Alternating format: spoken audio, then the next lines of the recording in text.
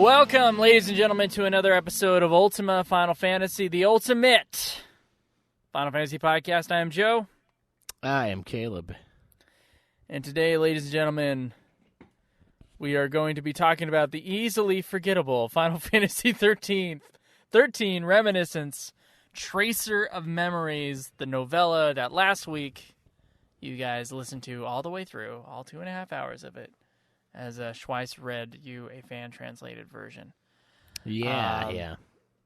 Yeah, but before we get into any of that, Schweiss, where are you in world of Final Fantasy? Oh, man. I think I'm at the first dungeon boss, like the first real dungeon, after you get through the tutorial in the game. Kind of fucked that up. I really don't like this game. Like there's like a revulsion from it that I have not felt before. And it's not the worst game to play per se, but man, the voice acting and like everything, like every time I play it, dude, I can play it for like 30 to 40 minutes. And then I get so tired that I have to turn off the stream and just take like a 2-hour nap to reset my life. It's not good so far. It's really not good, man. I've got like an hour and 40 minutes maybe. I don't know. I don't even know if it's that much. But I have a single angry play session of 30 minutes. Oh, fucking A, dude. They just went into the world, he was a coffee barista, right? And then he fucking they both went over into like the dimension or whatever, and they're about to enter into a new world. That's where I'm at.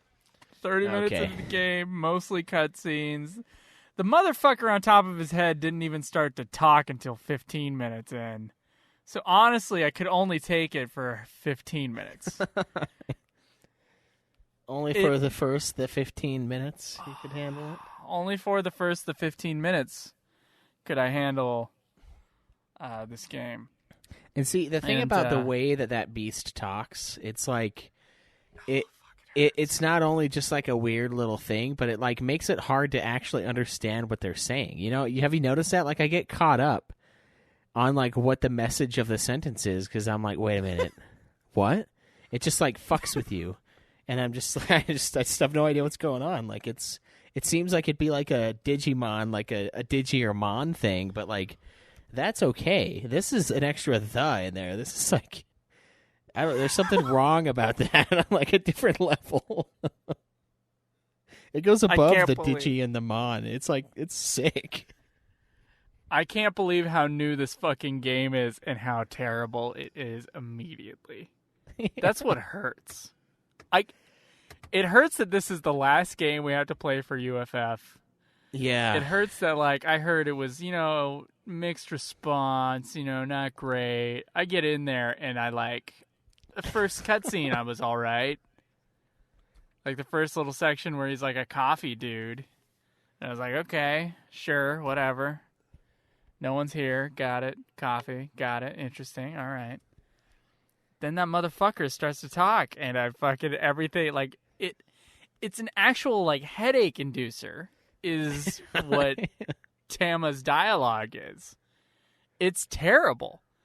Oh yeah. Fuck, man. Fuck. I don't want to fucking play the game. I don't want to play it. It's the second time in history Joe's actually been ill from a game. God, first time dude, motion sickness and Bounty Hunter, and now it's headaches from trying to like decipher this creature's language. Figure out what the fuck is happening. Fuck, dude. I can't believe like it looks so good, and I played like tutorial fights. It seems to play pretty smooth.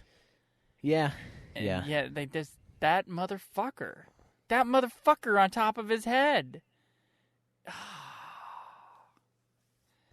Yeah, it's not right.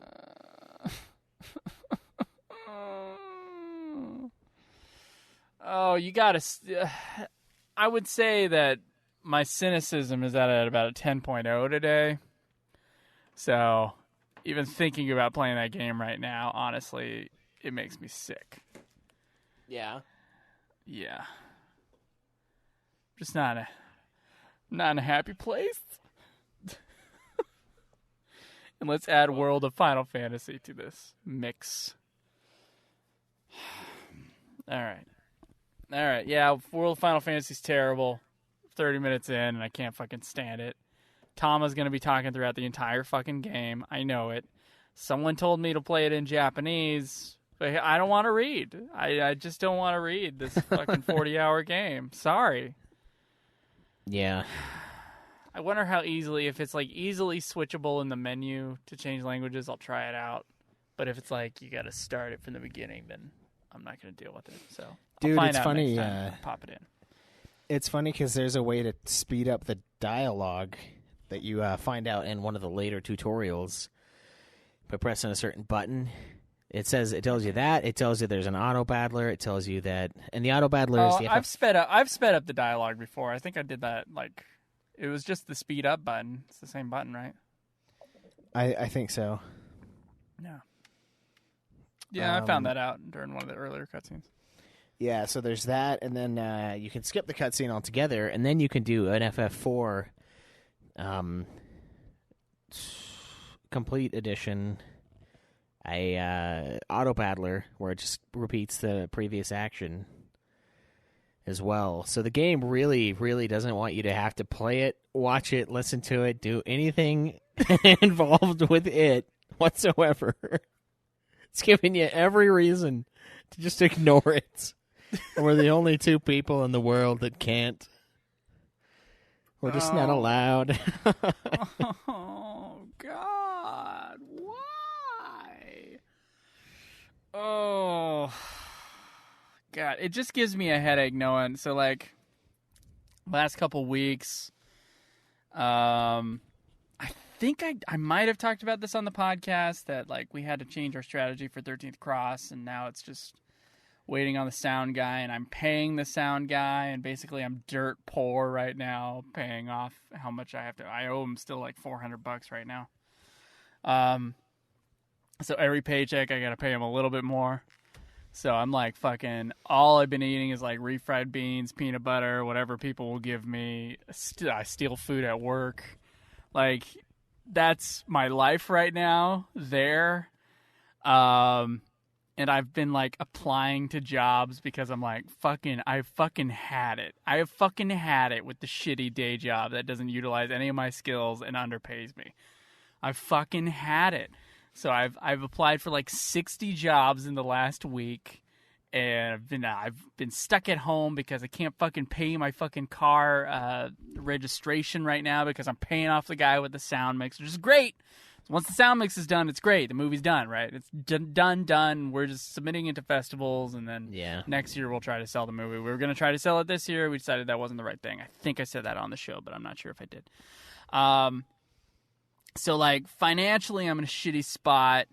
I got some, like, other things going on in my personal life that are driving me nuts. And then, like, the fucking idea that World of Final Fantasy is the shining beacon of game that I can play. I can relax at the end of the day, and I get to play World of Final Fantasy is the real cherry on top of the shit pile right now. And my stress level is just like, ugh!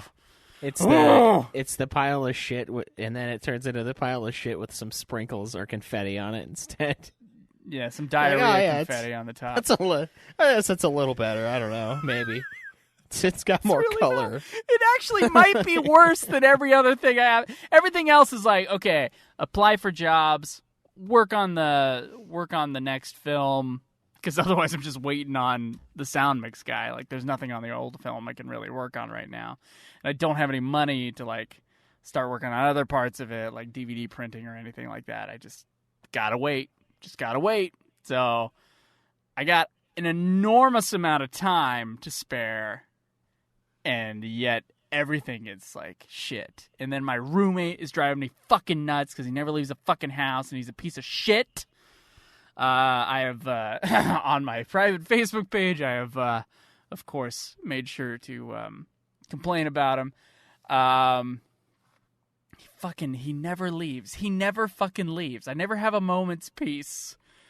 He's always coming in and just like his little tweaky ways. He's got to come and like annoy me in some way. He always wants to talk to me, and I'm just like I fucking had it with everything. It's like I need a job that pays me at least 40 grand, and I fucking need my own fucking place. That's what I need. I'm so sick of the fact I can't like invite people over because my roommate is crazy and no one does their fucking dishes, and I'm fucking broke as shit. And yeah. So yeah, I keep on telling myself we're gonna do great. We're gonna get the fuck over this, Joe, because I'm capable. God damn it, I'm very capable. Capable to apply to about a bajillion jobs. So I'm gonna get myself out of this fucking rut. But God, I wish we were playing a better game at the same time. Fuck. Yeah. Fuck. All right. Yeah, I know what you mean. I mean, I just got done playing a masterpiece, so I mean, you know. What was the masterpiece? 50 Cent Blood on the Sand. Oh. A masterpiece, of course. G-Unit. How long was that? Oh, I think I spent like 12 hours. Maybe like 15-ish. It wasn't super long. I was playing it on the hardest difficulty, too. It's not going to be the 40 hours of the Final the fantasy game that we have to play here. No, hell no. Guys, the fucking Tama creature just puts the word "the" in front of fucking whatever the fuck it wants. It's not nouns. It's not specifically certain things. It's everywhere. Yeah. Just randomly. Like an Instead of someone says "the" in their sentences when they're filling time. And see, this is what bothers me about some of the games and their like voice acting and their direction for that stuff. Like, it's like, oh, they have diverse accents. It's like, yeah, but they all come from the same town, so it doesn't make any sense. Like, so fuck off. It's stuff like this that like it's made, but it doesn't have any rhyme or reason as to where the goes. So like, it's not like a weird dialect that you can kind of get over. It's just random. So it's truly totally insufferable. Random. Yeah, it's fucking wrong, man. Fuck, dude, man. Yeah. How many jobs do you think I can apply for? You think I'll get to 100 this week? I think I'll get to 100 this week. Yeah, I think it'll be like I think you really set the stage when you beat Chaos and Dissidia Final Fantasy. It was like 108. 108. Yeah, once you do 108 jobs, you'll land one. Yeah, the problem is like I'm looking for video editing or videographer positions in the corporate world, because I need like a regular job, and that can utilize my skills, and pay me a lot better than what I'm being paid now at my shitty day job. And so I was like, okay, that's what I gotta look for. But I have a reel, and the only thing I have on the reel, people in film school, listen to this. The only thing I have on the reel right now, because it's the only thing of like really high quality that I've produced, has been dramatic work. So the reel is a 100, and I tried to like put other things in there, they just didn't fit. The reel that I have is a dramatic reel. I have no commercial work. I've done one series of commercials for one guy before, and it was like recorded on a T3i. So it doesn't really look that professional. And so I like can't put that out for the positions I'm going for. So I am qualified in all the skills for these positions, but my reel is suggesting that I've never done commercial work, which is mostly true. So I have to assume that the hiring person will look at that and go like, will imagine that I'll be able to perform the tasks necessary for the commercial work. So yeah, I'm in kind of like I know that I have to apply to so many places because I have that against me right now. Yeah, that makes sense. Yeah. So I'm just like, I'm wondering what the numbers game is gonna be. I'm wondering if like 200 jobs. I'm wondering like how many fucking job applications am I gonna have to go through before I get a call, and like how many before I get a job interview. I think the average that I heard once is like 20 applications per interview offer, and then 3 interviews per job offer. That's what it's supposed to be at, but I think it's going to be different. I think the numbers are going to be lower in my situation. So, yeah, well, I mean, there's a lot of people out there looking for those spots, probably. Yeah, and I'm in Southern California, which there's a ton of those positions, which there wasn't in Utah. I remember looking for jobs like this in Utah, and there was like 7.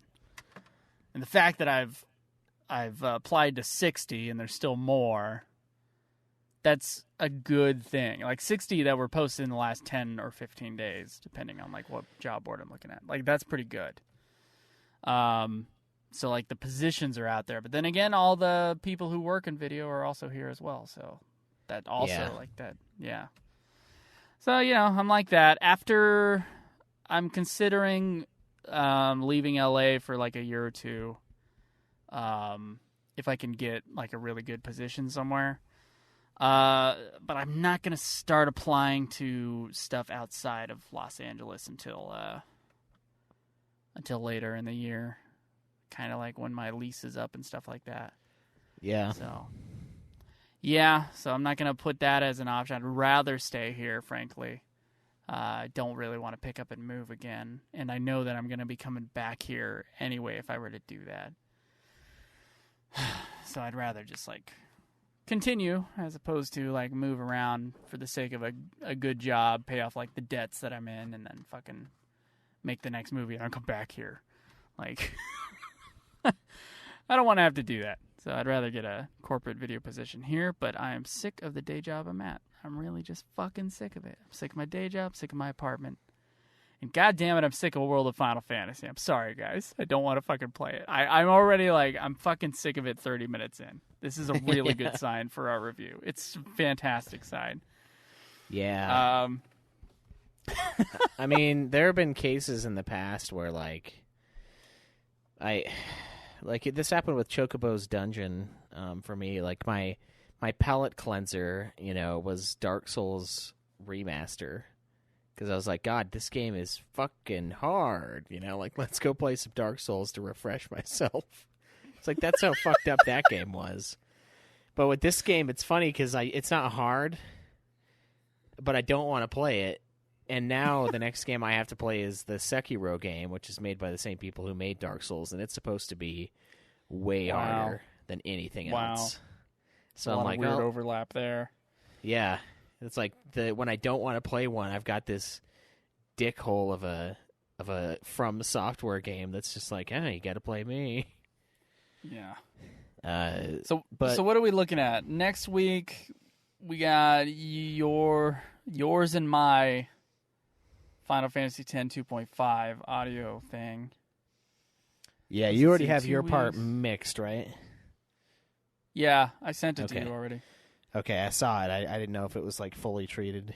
Okay, I haven't done any of mine yet, but yeah, you got to listen to the first half, then you got to read the rest of it. So that's a good idea. That's a good idea. I don't want to start. Yeah.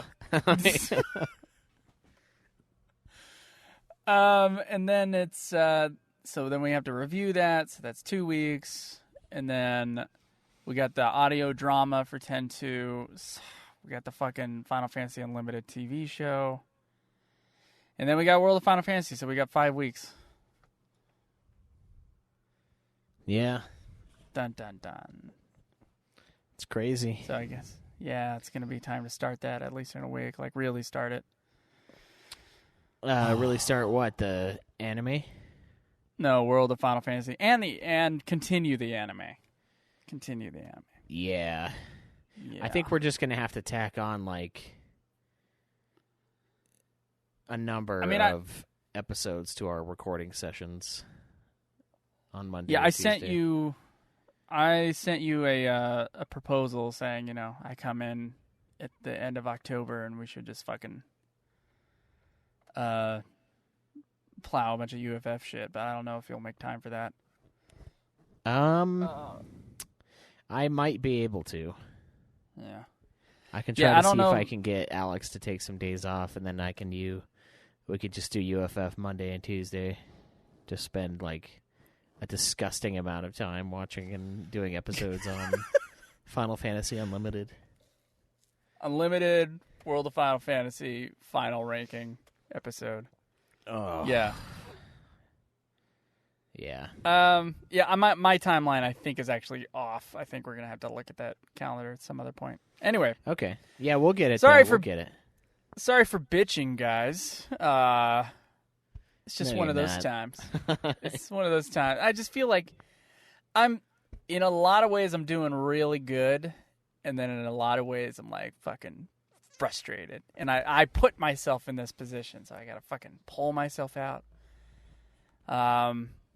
And I'm kind of like kicking myself that I wasn't applying for these jobs this entire fucking time. Like, why the fuck?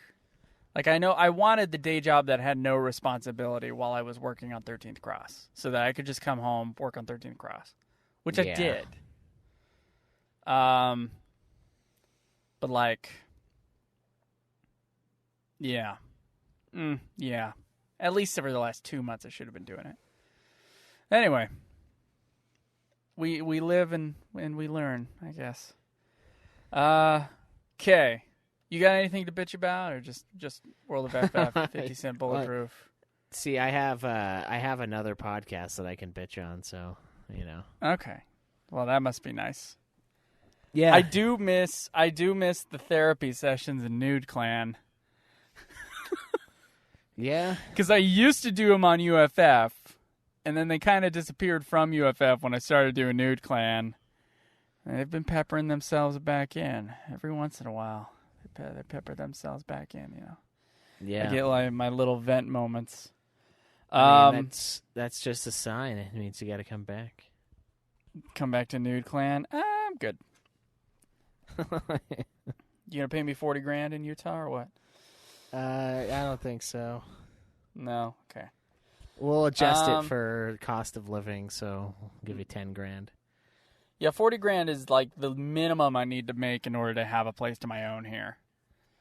Like that's kind of insane, like very insane. Yeah, it'll be like a little shitty place, but I can make a little shitty place nice. I can do that. It's like I just need to be able to fucking afford it. But yeah, this place I'm so ooh. Yeah, I mean, the idea of re-upping at this fucking apartment makes me want to like kill myself.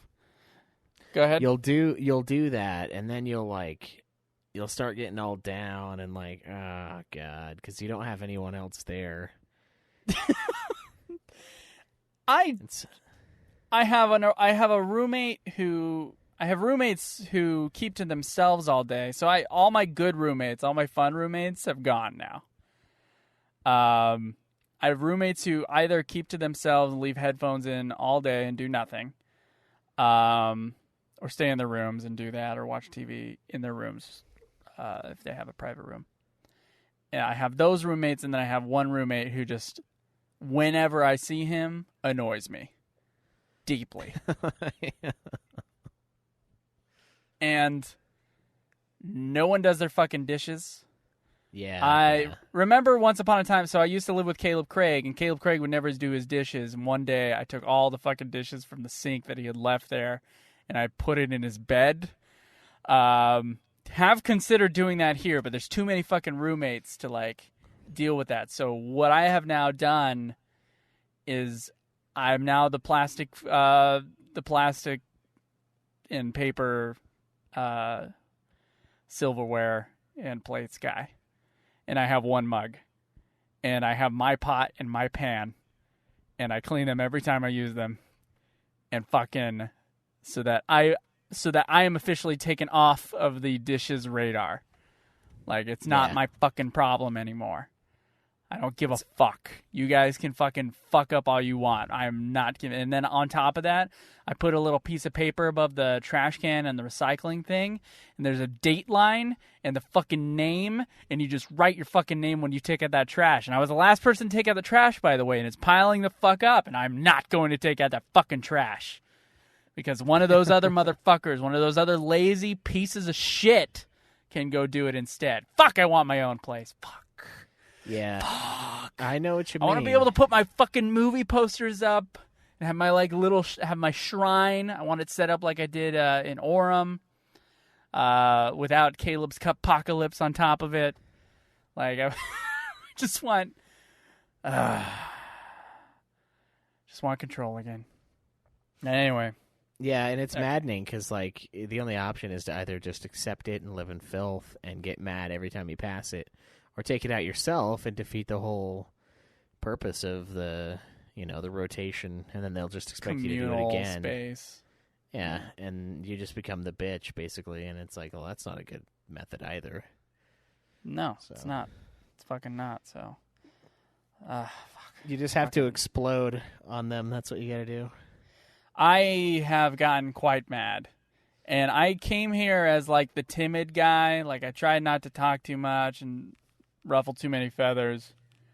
But this roommate has slowly worked his way into my, like, fucking, like, annoyed center of my brain. That, like, even though he does something that was, like, a little thing before, it's now everything's, like, a huge thing. I fucking can't stand this motherfucker. I can't stand him. He has like a gazillion degrees, and they're all in STEM fields, and he's really knowledgeable about them, and in that way, he's really intelligent. But the motherfucker can't understand sarcasm or irony.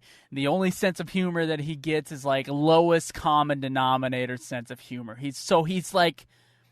And by the way, that's when I'm fucking like gonna fuck with someone because they didn't do their dishes or something like that, all my little jabs, which he'll take literally, are gonna be little sarcastic comments about the state of his filth or whatever.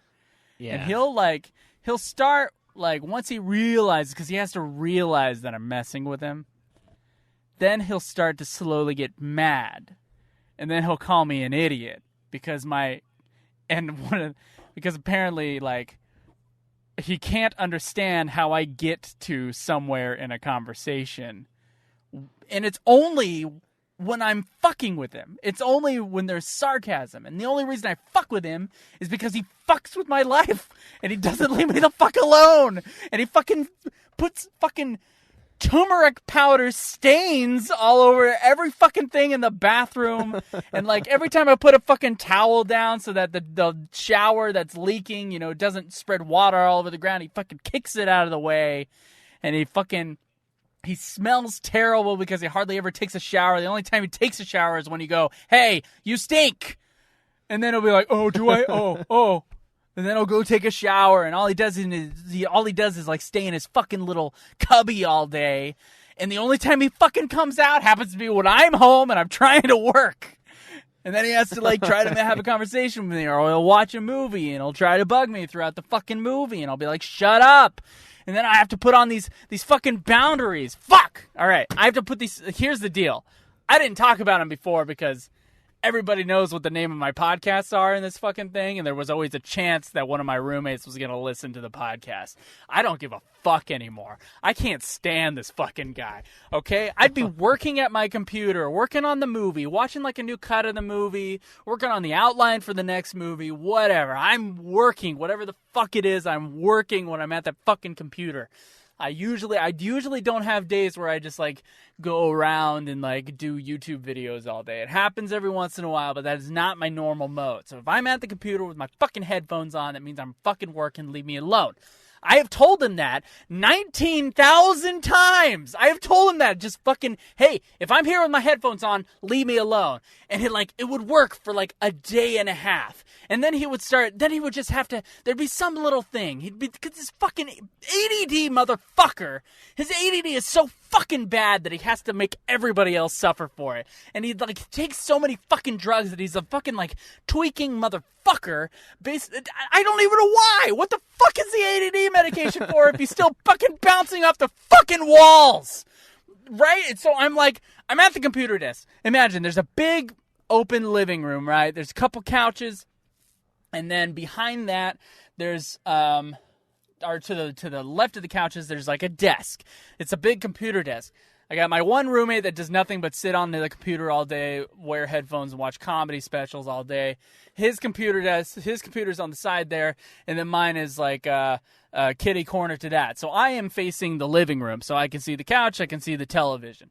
I'm standing there, my little monitor's over the thing, and he'll stand 4 feet behind the desk, so he's in front of me, right? And he'll just, he'll wave his arms to get my attention. Or he'll, go back and forth, or he'll try to look at me. And you know when you can tell that someone's looking at you from your periphery or from, kind of you're focused on something else, but you can tell when someone's standing there and looking at you and they're fucking, trying to get your attention. He would do that. He would just do that to try to get my fucking attention.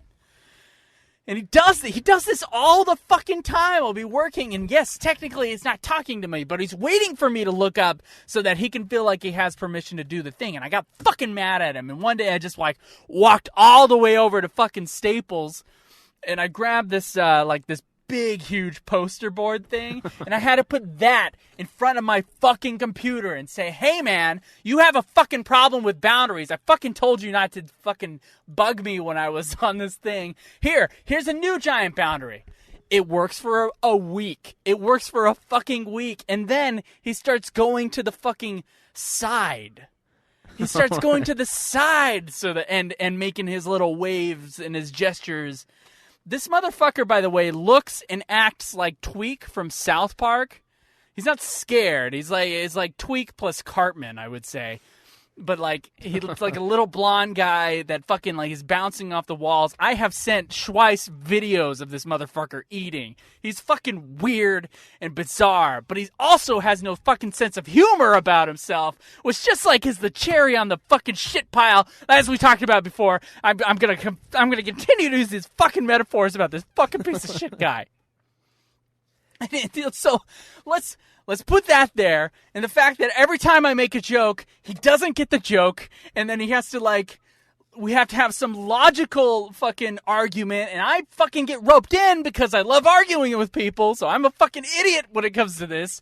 I should just learn to shut the fuck up. I have found out that this guy only listens to you when you fucking get mad at him. That's the only time. And then he'll be like, why are you so butthurt? And then he'll walk off. This motherfucker is 32 years old, by the way. Damn. Look, I'm the 27-year-old guy who big Hollywood dreams. I just graduated from college, whatever. All right. So I'm a little older and I'm living in this place with a bunch of people that are kind of like that. We're all working on little art careers or whatever, or just living off their GI Bill, I guess, because that's what one of my roommates is doing, and just living somewhere cheap. But this guy is his living is doing tutoring every once in a while. He prefers to live this way. That's what he as a 32-year-old man. This is what he has chosen to do. He is such a fucking Fuck this guy. Oh my God. Fuck this guy. I can't stand it. Yesterday, dude, or was the day before, it might have been the day before yesterday. I complained to him or my towels are hanging up on the little drying rack that we have for laundry. And, hardly ever use it, but the towels weren't quite dry after the load that I went through in the laundry. And so I hung him up there. One of the towels being the one that he had put his fucking curry stain or turmeric stain or whatever the fuck Indian powder he had that was orange. And now it looks like a giant shit stain on my towel. That's what it looks like. It looks like a nasty orange shit stain. And it didn't come out in the wash, obviously. And so I go, oh yeah, thanks for the shit stain on the towel. And he looks at it and he kind of laughs at that. And then he proceeds to tell me the proper way he's like, oh, it should be able to come out because of this and this and this. Like the proper way to clean the towel, to get the stain out of the towel. And I happen to point out in a very sarcastic and pointed fashion that he was not one to give laundry advice, because I was looking at him and he had stains all over his shirt and like 5 stains all over his shorts. He just had like random fucking stains all over the place. And then he was like, that's not true because these aren't stains. I haven't washed these. So he's like walking. Well, he admits to like walking around and like not having washed his clothes. And to me, it was funny that he was fucking trying to give me laundry advice about how to remove a stain, and on his own fucking clothing, there were stains all over the place. It's funny, okay? It's ridiculously like hypocritical and funny and ironic. And he did not get it. He did not get what was funny to me. What was fucking funny to me was that he was giving laundry advice and had stains all over the clothes that he was wearing. He didn't understand. He's like, we're not talking about my clothes. Like, he starts an argument about this. We're not talking about my clothes right now. We're talking about the towel. And I know because of my chemistry and my 12 bachelor's degrees that this is how you properly clean the thing. And then I like started laughing at him. I was like, dude, learn to laugh at yourself. What the fuck? Oh my God! Oh, and he's like, well, it's not funny if you have to explain the joke. And like, in my head, I'm like, I shouldn't have to explain this fucking joke! Yeah, you're like, you're right. You're right! And then he called me an idiot. And in my head, I'm like, oh my God, I'm not the idiot here. I'm not the idiot. How can you be so fucking smart and so fucking stupid at the same time? What the fuck? I've been asking that question for the last fucking year that I've lived with this motherfucker. How can you be so smart and so stupid? Everything you do, you're so fucking dumb. Oh! Yeah, that reminds me of that like trope quote of mine on Nude Clan. I had somebody dig it back up for me, and it's I got it right here. It's get the headphones and you just don't fucking talk to people and you seem like an asshole, but it's for your safety. It's fucking deranged. Oh my God. That's exactly what you should just print that out on the big poster board, just that. Instead, just make it your quote. I'd remove the poster board because he wasn't respecting it. It didn't matter. God, that is ridiculous. Why does he bother you? Like, why you? I don't know. It's not like I like him. I've made it very clear now, because now I make sure every interaction with me is like mediocre to negative now. It's like I used to give him the time of day, try to be the right roommate and it just slowly over time I was just like, I can't. He does not respect boundaries at all. He does not respect boundaries. He is one of 2 people that makes giant messes with the dishes, so the dish problem is 50% his problem. He complains about things being not clean, but only the things that he complains about. Sorry, let me rephrase this. He is a messy motherfucker, and he gets like yellow powder stains all over the fucking place, and he doesn't shower, and like our room with like 6 people in it, or 6 bunks, I guess there's only 3 people in it right now. Our room is piled to the brim with like shit, and most of the shit is his. Like, he has too many personal belongings for the place that he lives in right now. And then he like leaves his shoes out in front of the couches. All this shit. Every time he like preps something like a sandwich or something like that, there's crumbs on the counter. He doesn't clean it up. There's fucking jam on the counter. Like, you can't fucking eat at the place, at the fucking island in the kitchen, because this motherfucker, every time he makes a fucking peanut butter and jelly sandwich, his favorite fucking thing to make, there's fucking jam just sticking all over the fucking island. He'll complain though if there's a little bit of water on the floor in the bathroom.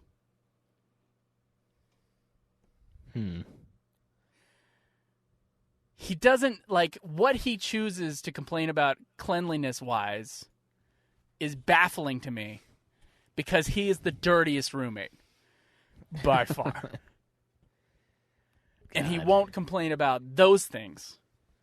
Or he will. He will complain about those things. Like, another roommate will leave, like, one dish in the sink. And be like, those ones aren't mine. That giant pile's mine, sure. Those ones aren't mine. And then he'll go off about how no one does their dishes. Fuck this fucking moron. He's a fucking moron. And he's annoying. He's not even funny. He's funny in like let's make a documentary about this character, this ridiculous human being kind of a way. He's not like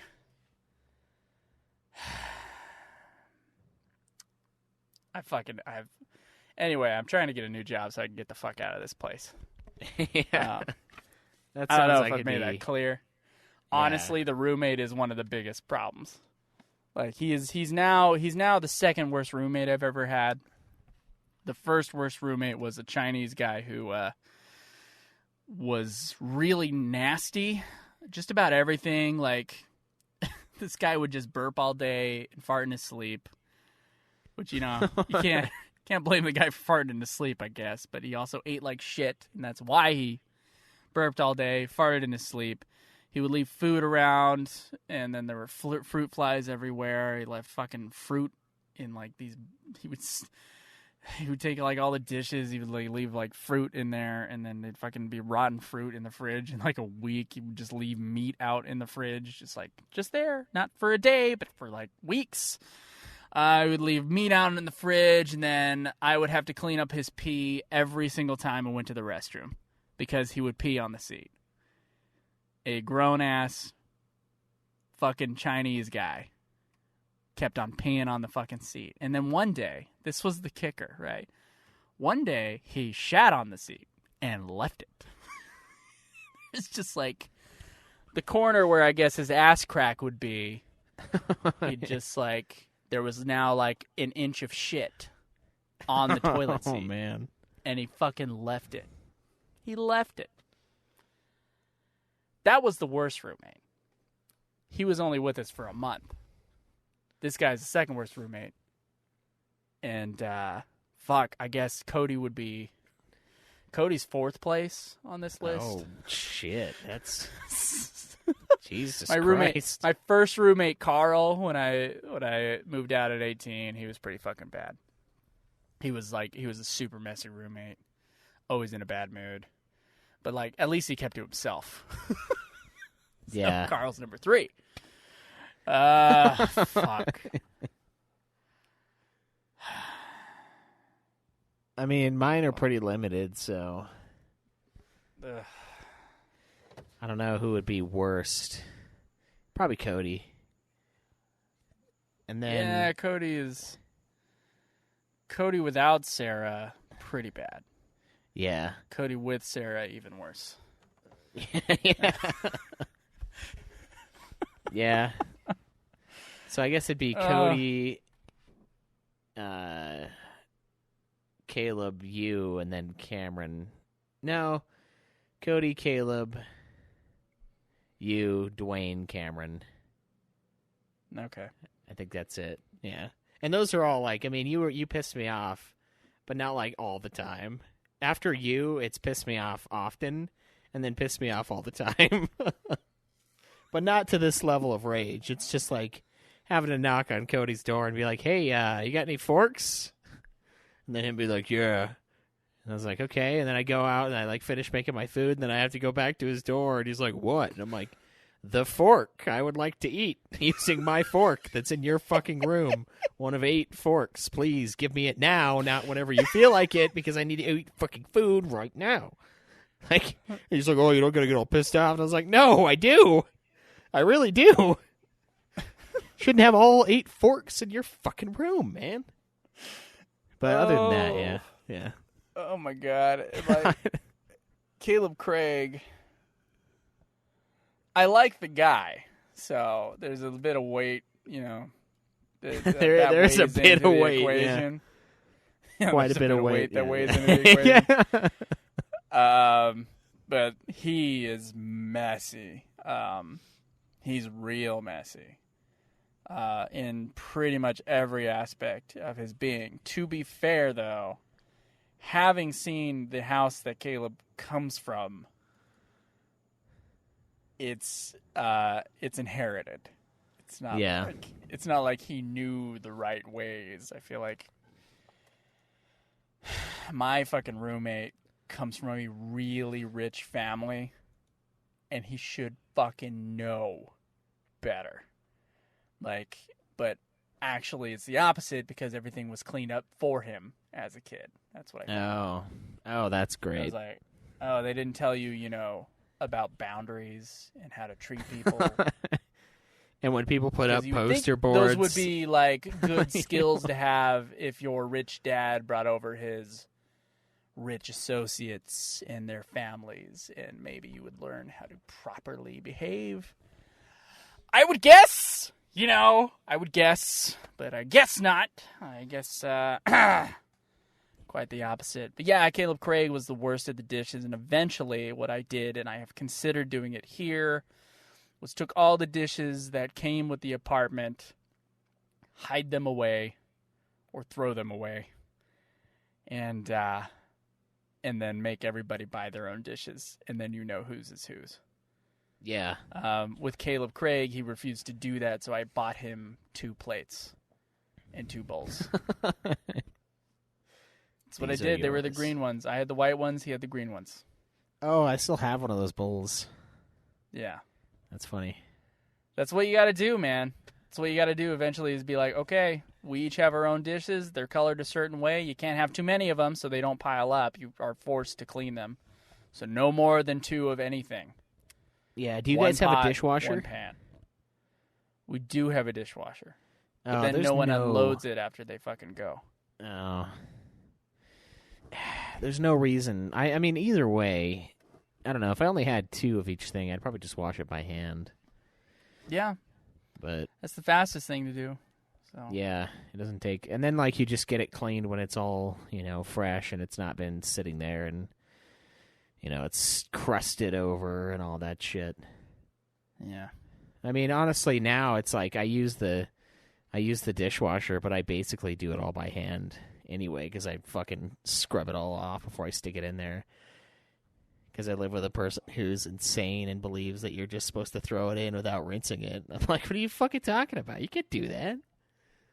That's why there's still coffee in the bottom of that mug, because you did that. Like, hey, now. Rinse the shit out of it. Yeah, you did that shit too, didn't you? I believe that the dishwasher, you'll know what you have to then clean after the dishwasher is done doing the dishes. Right, but if you've done it more than once, you should already know that. I don't believe in cleaning the fucking dish twice. Oh, God. Unless I have to. So, as soon as you're done, yeah, a quick rinse, preferably when you're right done with the thing, and then you throw it in the dishwasher. But if something's sitting there, I don't, there's no point in doing the scrubberoo. There's no, otherwise, what's the fucking point of the dishwasher? You just add a little soap to it. I'm remembering this conversation happening years ago. This exact conversation. And I think I said the same thing. I'm like, yeah, but after you see that it doesn't fucking clean X, Y, and Z, you don't just put it in there again the same way. Because it's not going to clean it. It's not a fluke. It's a fucking dishwasher. It does the same thing every time. God damn it. Look, I have changed. Oh, God. All right. Fuck it.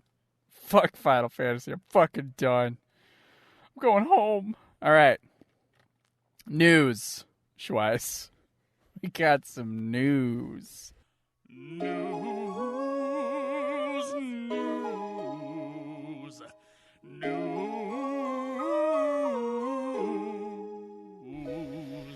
The official website for Square Enix Studio Luminous Productions has produced a couple interviews. They're basically looking to create new branding and a new AAA work for Square Enix. I think this basically means they're going to try to create some new IP, which might be interesting.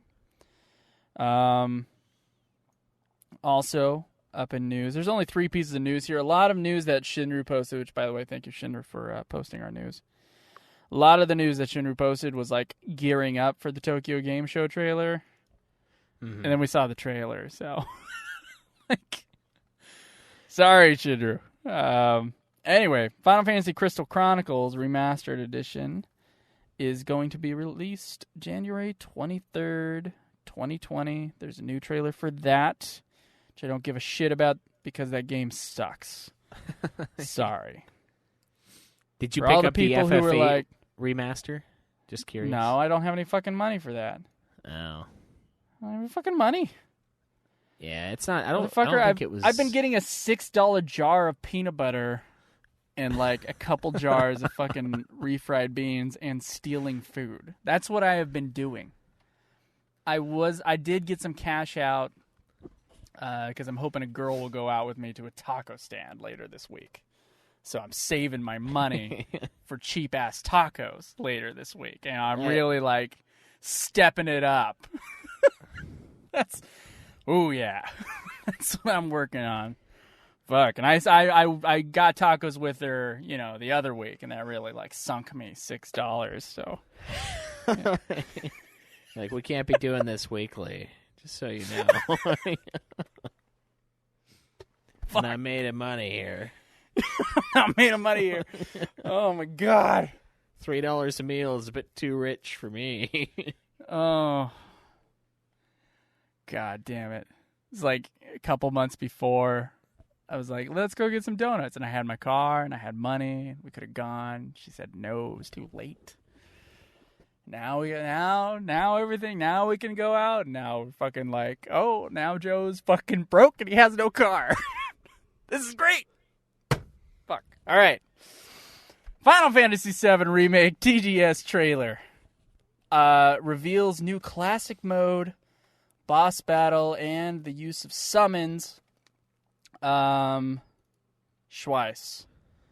We both saw the trailers. What did you think? I thought it was pretty sweet. I feel like this is going to be... I feel like they're putting all of their resources into this game, and I think it's probably going to turn out at least fun to play. I liked that they showed us some stuff on the squat mini game. That was kind of funny. The whole like cross-dressing part's totally in there. Yeah, someone posted like a comparison video that I thought was really fun. They posted like what was shown in the trailer with the cross-dressing scene, and then they showed like the dialogue difference between like that and the new game. It was pretty great. Go check that out if you can find it. Yeah, I think it looks pretty awesome though. I mean, it looks like it's going to be a lot of fun. The only thing Go ahead. The only thing I worry about is that it's going to be a full game just in Midgar. And I know we've seen is what stuff. it's going to be. Yeah, I think that's too long. I mean, unless they really expand the story, because like I like side quests, and I don't mind sinking a good chunk of time into side quests, but this isn't a game that you really finish. You know what I mean? Like you don't get to the end of the story of Final Fantasy VII within here, and so I don't know how willing I'm going to be. I mean, I'll probably do it anyway, but I don't know how fun it's going to be to have that amount of content in such a small part of the main story. So I don't know. I'm still a little iffy on that, and I'm also iffy on the fact that I know they're going to just throw away our analysis and, frankly, their analysis of the relationship between Tifa and Cloud at the end of the original 7. I think they're going to make it Advent Children with those two, and she's going to take a back seat, and it's going to be all about Aerith even to the end of the game. I have a bad feeling that it's going to be just like that, because that's what Advent Children was. It was him regressing back into, oh wow, it sure sucks that Aerith died. And like I get that, but like it was, I don't know, Tifa seemed like a side character in that to me in Advent Children. Like they didn't have the deep relationship that they had at the end of the original game. So those two things I'm not too excited about, but this trailer looked pretty good. I mean, I think it looks like it's going to be a lot of fun. That's an interesting concern. You're probably right. I mean, it's probably going to... Final Fantasy VII media post-Final Fantasy has really emphasized the Aerith-Cloud relationship, and I think it's because of the surprise death of Aerith in the game kind of becoming such a huge deal. Yeah, it's become a huge fanboy movement because of that. So a lot of people are really drawn to her. So I don't think there's any like avoiding that, and it doesn't really. Yeah, I'm not expecting anything else, so I guess I'm just kind of like accepting of that, and it doesn't. I don't think that's really going to bother me. Of course, the original game is always still there. Yeah, but and, I mean, it's neither of us are saying like that he didn't love Aerith. Like he had a really big thing for Aerith. Like, don't get us wrong. Don't get me wrong. I'm not saying that he's not into her because it's very clear that he is. But yeah, fuck it, Go. But it's not as big in the original game. As the reputation around it seems to be, and as Advent Children seems to underline. Yeah, I get what you're saying. I think we talked about that back in 2015. We did. We did. And in 2014. And in 2014. How do we know this? Yeah, interesting. We'll find out. Yeah. Yeah, the only thing I had concern about was like a couple of the voices felt a little off. I think it was, was it Sid?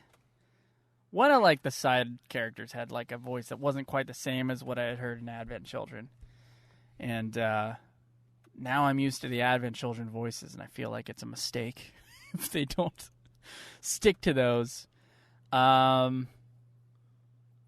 Sang actually talked, which was interesting. I think he only talks in the beginning little part of Advent Children.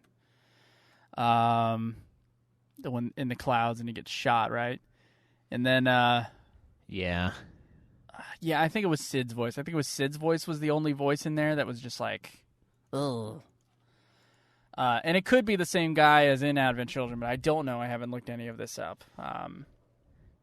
Yeah, I mean, we were surprised at the Barrett guy being the same. Yeah. But I'm glad people seem to be really excited for this trailer. This trailer is less mystery, I guess, than the other trailers have been, which is pretty cool. I guess there's nothing really to hide with FF7. The only thing is they are only showing us Midgar stuff, which means, this is a multi-part Final Fantasy VII remake. Yeah, I just hope I don't have to spend $1,000 on it by the end. That's all. You probably will. It's funny. It's only the Midgar thing. I wonder because they're gonna, right? It's gonna be like, I bet they'll see how much they're gonna make with this part 1, and then they're gonna see how many times they can split it. Yeah, it's like if it makes a huge amount of money, they'll split it into like 3 or 4 parts. If it only does like good, because it's going to do good. If it only does like good, it'll be 2 parts. I feel like it's going to be like 2 years in between each part, and we'll never get Final Fantasy 16. That's yeah. That's I feel like is. it might outsell the original. I think there's a chance of that. 10 million in sales. Yeah, that's tough. That's a tough one to beat because the RPGs don't usually sell that big. That's true. Yeah, that'd be tough.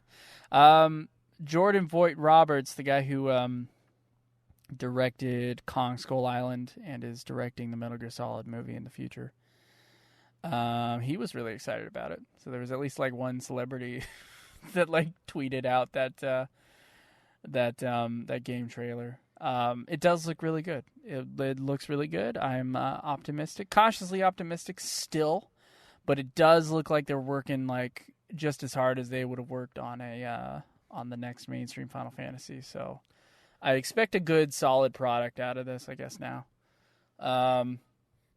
We'll see if it's better than the original game, but there's no way it can be if it's only Midgar, because Midgar is what you try to get out of as fast as possible in the original game. Yeah. Because, you want to get past the Midgar stuff into the cooler stuff. Midgar's interesting and all to, start the game on, but it's really confining. So I feel like Final Fantasy VII kicks into gear after Midgar, so it's not like there's no story or anything in the Midgar part, but it's definitely not the best dramatically or environmentally or anything like that, so yeah, it's gonna be interesting.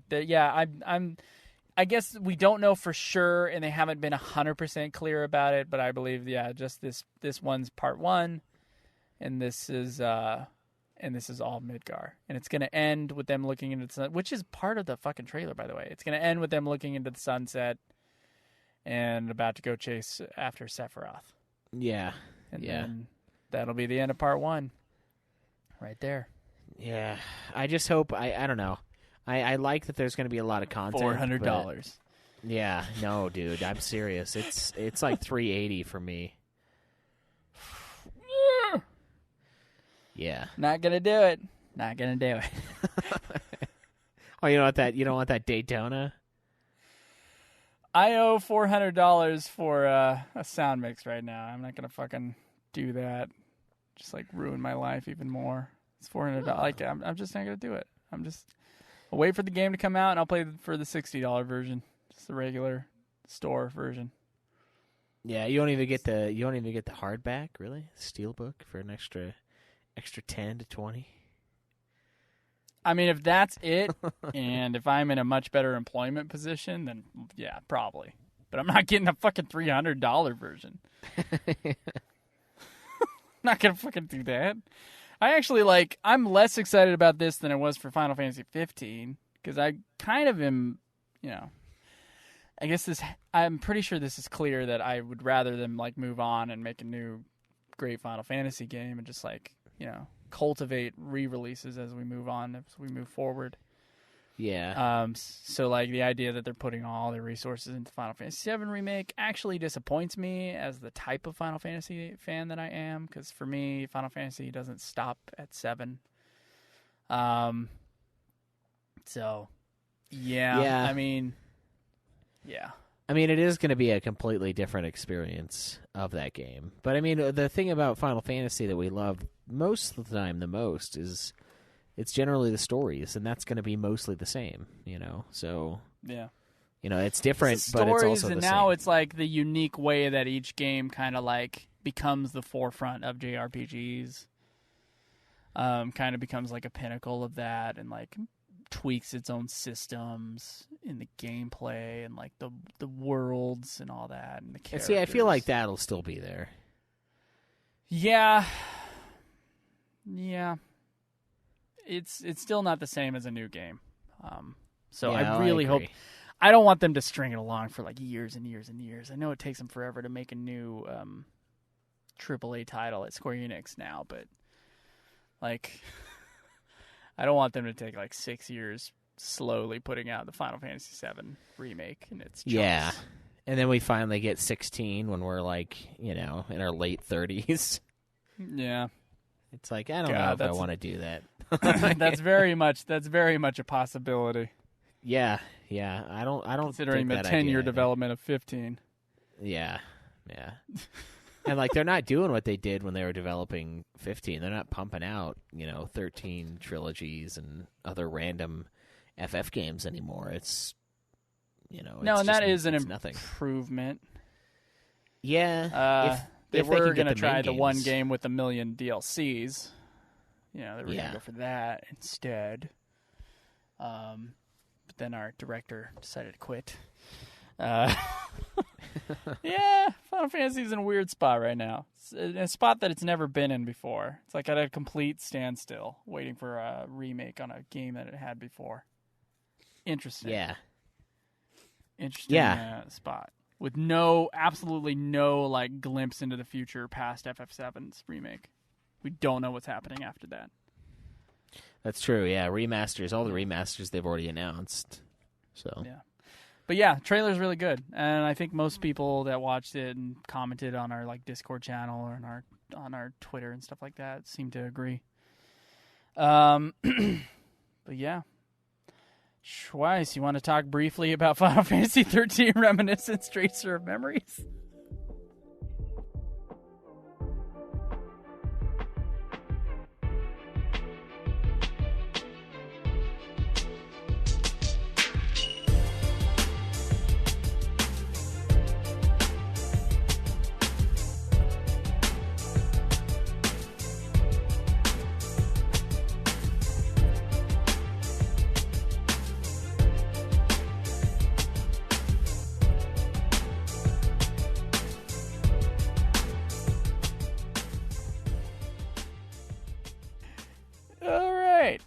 So Tracer of Memories, which you guys, of course, listened to in its entirety last week. So much shorter than the other fucking novella, 13 Fragments After. I would like to underline how short it fucking was. Fucking Christ. Ooh. When I saw you give me the file and it was like 2.5 hours, I had to blink a few times to be like, he didn't have to suffer through 6 hours of nonsense? And it's yeah, and it's crazy because I want to talk about like your performance of the thing, which is very good, by the way. Schweiss, you should, if anybody's out there who's got like a book or something and they want to publish an audiobook and want to pay Schweiss for it, I'm sure he wants to get into that. But Schweiss, you were able to read this thing and only crack like 4 times throughout the entirety of the recording, which I am surprised at because to me, like as soon as I realized that the thing was unreadable in parts, yeah, I was just like, I'm just gonna be me, and I'm just gonna be me reading this thing that, as much as these people tried, they should have just thrown it into the Grammarly app so that it would just like, highlight some problems. They could have made a little few changes here and there to make it more readable or whatever, but because they didn't do that, it became like something for me to, play with as I went along. What if they did 6-hour journey? And then what if they did and then like the website just waited and waited and waited and waited and then it was just like just everything is underlined just and like giant green underline. Oh. Yeah. Oh my God. No. Well, they did it in parts. It's kind of like the FF10-2 thing. Like, no one knows someone who's like an English major who could do some copy editing. I guess not. Right. Yeah, I mean, I was reading mine and what we're talking about today, Tracers, and I was like, I could rewrite a bunch of this. Like, I understand what they're trying to say. And some of it I did improvise and I did repair as I was reading it. Because I would like kind of skip ahead a little bit when I take a breath. And I would fix it. And I was like, man, part of me wants to go back and just be like, look, change this to this. Like, this is just wrong. Like, I understand what they're trying to say, but they're not saying that at all. And, like, God, it's painful. But then I realized, like, I don't really care enough to do that. Like, it's just not something that I give a shit about. And, like, not enough people give a shit about, obviously, to have done it. I mean, like, the first page of this thing had a ton of hits. It was, like, tens of thousands or something like that. And then, like, by the end, it was, like, less than 1,000. Oh, so, wow. like, no one gave a fuck at the end of this thing. Like, I was like, nah, I'm not going to do that. Did we greatly increase the amount of people who came across this novel in English? I think we actually did. Wow. Yeah. Okay. Well, that's interesting. Yeah, you actually, like, we did not discuss how we were reading books, and you read this simultaneously to me reading the other one. And so, like, my version is like a running commentary on this piece of, like, shit writing that I'm going through. And yours was, like, a legit, like, you tried your best to, like, make it an audiobook experience. Yeah, I kind of felt bad because I was like, Joe's is more fun. I was like, I wish I would have done that, actually. Damn it. Oh, here it is.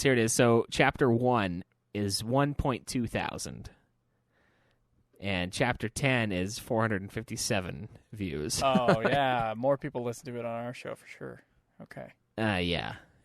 Wow. Okay. Definitely more. Yeah, at least 3 more. So, yeah, it's like a 10-part little novella that came out.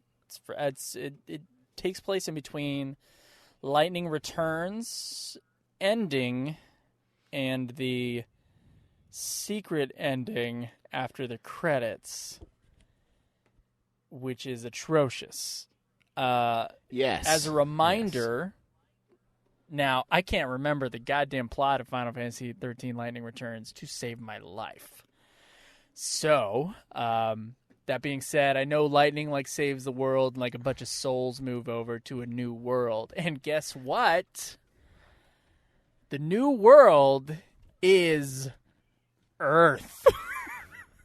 Yep. Which, Yep. This is how the 13 trilogy ends, guys. The 13 trilogy ends with everything that has taken place in Final Fantasy XIII is now simply in the minds of the people who have now moved to the new world. The Earth that you are in right now listening to this fucking podcast. Oh. Right. It makes the like weird lightning fashion stuff make a lot more sense from back in the day. You remember that when they had like lightning showing off new clothing lines? Like that. Now I'm like, oh, okay, I get it. Of course. It's kind of clever because she's supposed to be here with us. Yeah. Like, okay, I get it now. I understand. So here's the thing. As this person finds out, the person that we're, I swear to God, the name of this person was not said on your read through. Might have been said like once because that's what fan translations like to do. See, I think that it must be this because we've had the similar problem with like all of them. We can never tell who's talking. That's number one. And like they never state the name of the person that the subject of like the paragraph is. Like it's rarely brought up. And I feel like Japanese writing, this is what I'm guessing based upon the translations we've got. There must be like they must like say who everybody is right at the beginning of like a section in a chapter or whatever, and like there's a pattern to it and you're supposed to like memorize the pattern and then it goes. That must be what it is. Because they fucking, when they're retranslated into English, and we need like restatements of people and things that I don't like. They never get satisfactorily. Like I could not tell when I did mine. I could not tell who the fuck was talking. And it was the same in the Final Fantasy X 2.5 thing. It was like, who's starting the sentence? Like, whose turn is it right now? Because all I'm seeing are quotes, and none of it says "said Titus" or "said Yuna." Like nothing was in there. Said Lightning. You have to do it periodically at least, because if it's a conversation with just two people, you can kind of assume it's a back and forth. Yeah, you can start with blankety blank said Titus, blankety blank replied Yuna, and then you blankety blank, and you go back and forth, and it's the same characters. But if you put a paragraph in between, you then have to restate who the fuck talked. Now, this is coming from. I'm sorry, guys. Excuse me. This is coming from an award-nominated writer, so you have to listen to my advice. I have been nominated for a writing award, and therefore, I am God in this situation. You must listen to me. But I swear to God, this is how this is supposed to work. So I have some disappointment in fan translations right now. Some serious disappointments. We're on our last book, though. Thank God.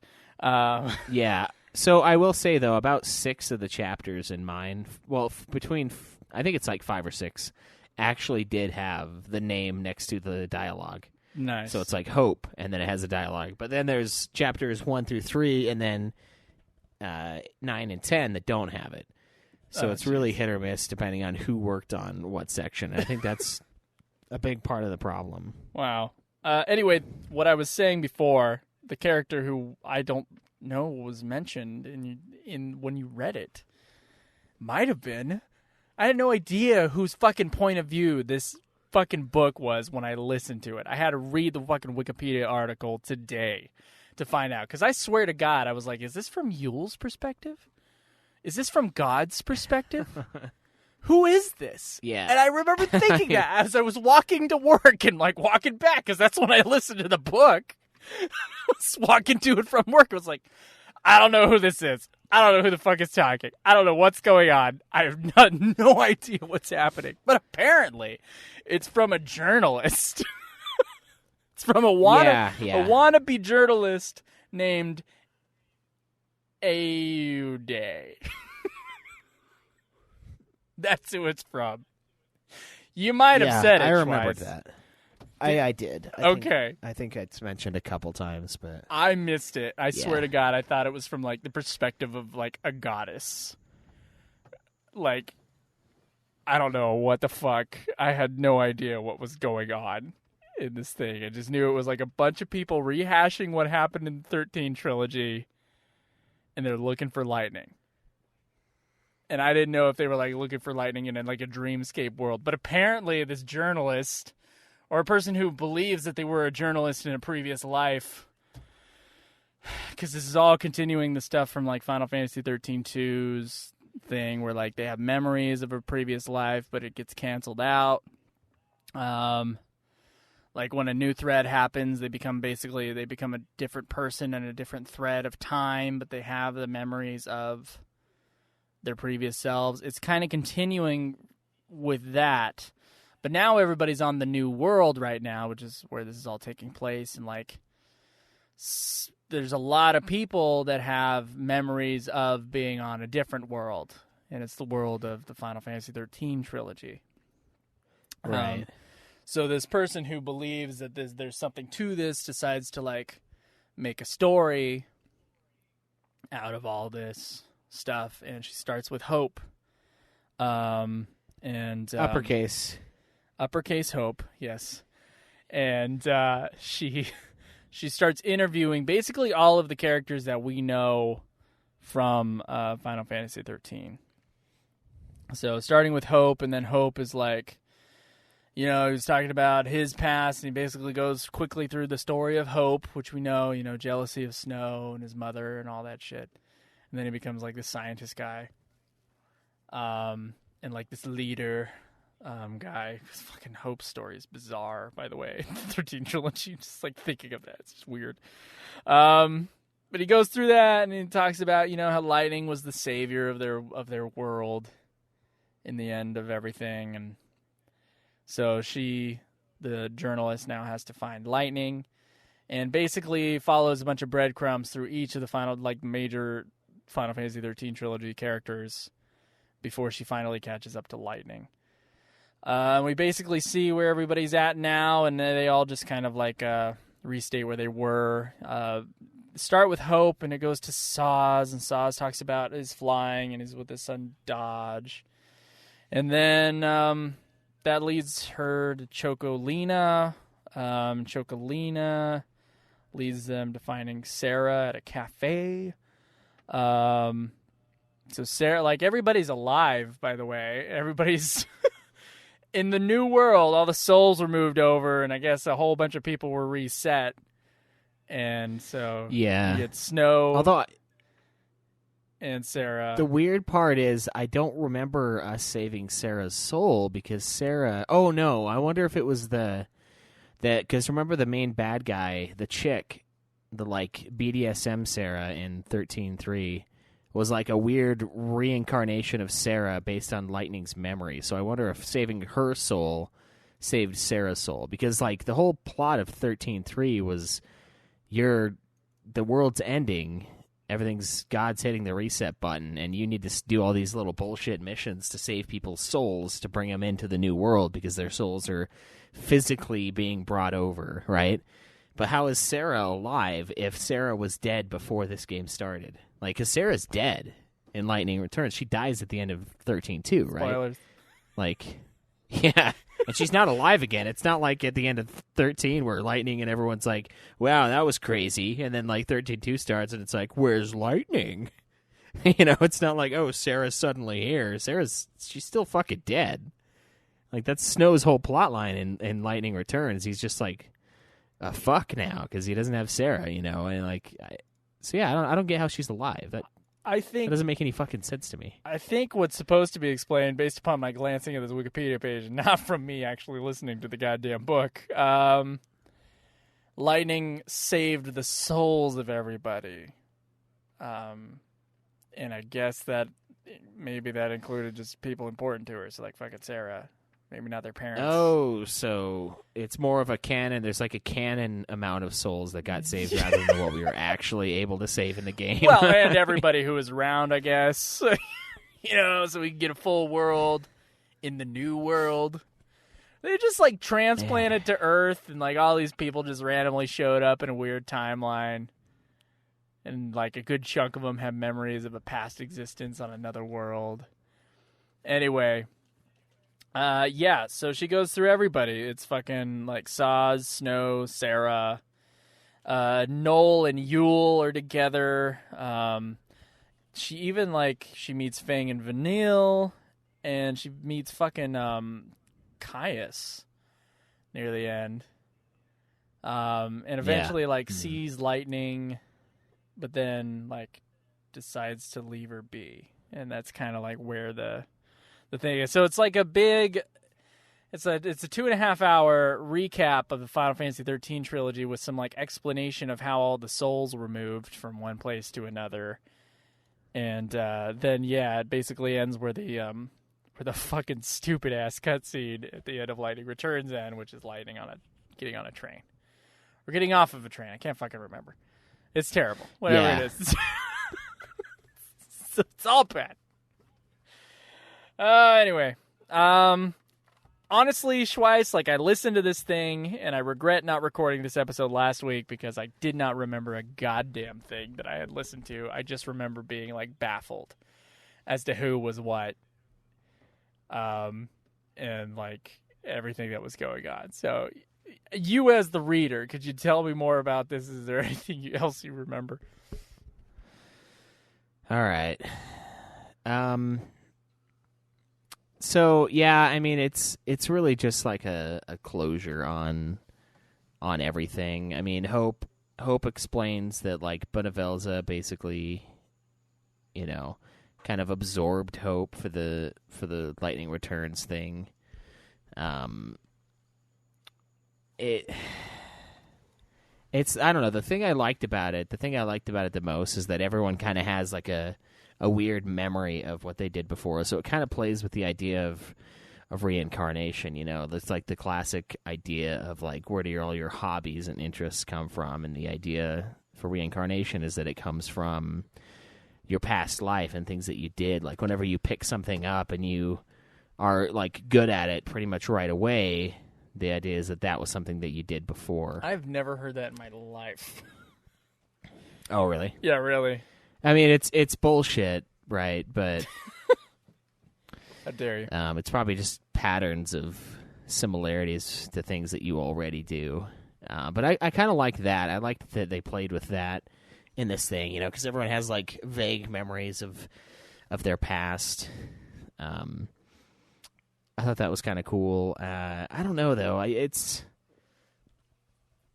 kind of like the other ones more, for the most part, just because this one's after everything, and I like the ones that sort of filled in the holes between 13 and 13-2. As opposed to filling the holes between the beginning of the credits and the end of the credits? Yeah, pretty much, yeah. With a weird expectation that you understood anything that happened in Lightning Returns. Exactly, yeah, with the strange assumption that you should never have, that I was capable of understanding what was in front of me. Who's the guy who wrote it? It was Toriyama. The guy's yeah. The guy, that guy thinks it's everything just fits together perfectly, and it's fucking genius. He's yeah. Yeah, so he gets real mad whenever he sense. These 19,000 yeah, he gets real mad when he listens to our podcast. He gets super red in the face, Toriyama's just ooh, these fuckers, it's all there. How could you not what are you understand talking about? Let's see don't if you I'll have see. binders and binders? Don't you have a binder you fill up for each game? You just don't care.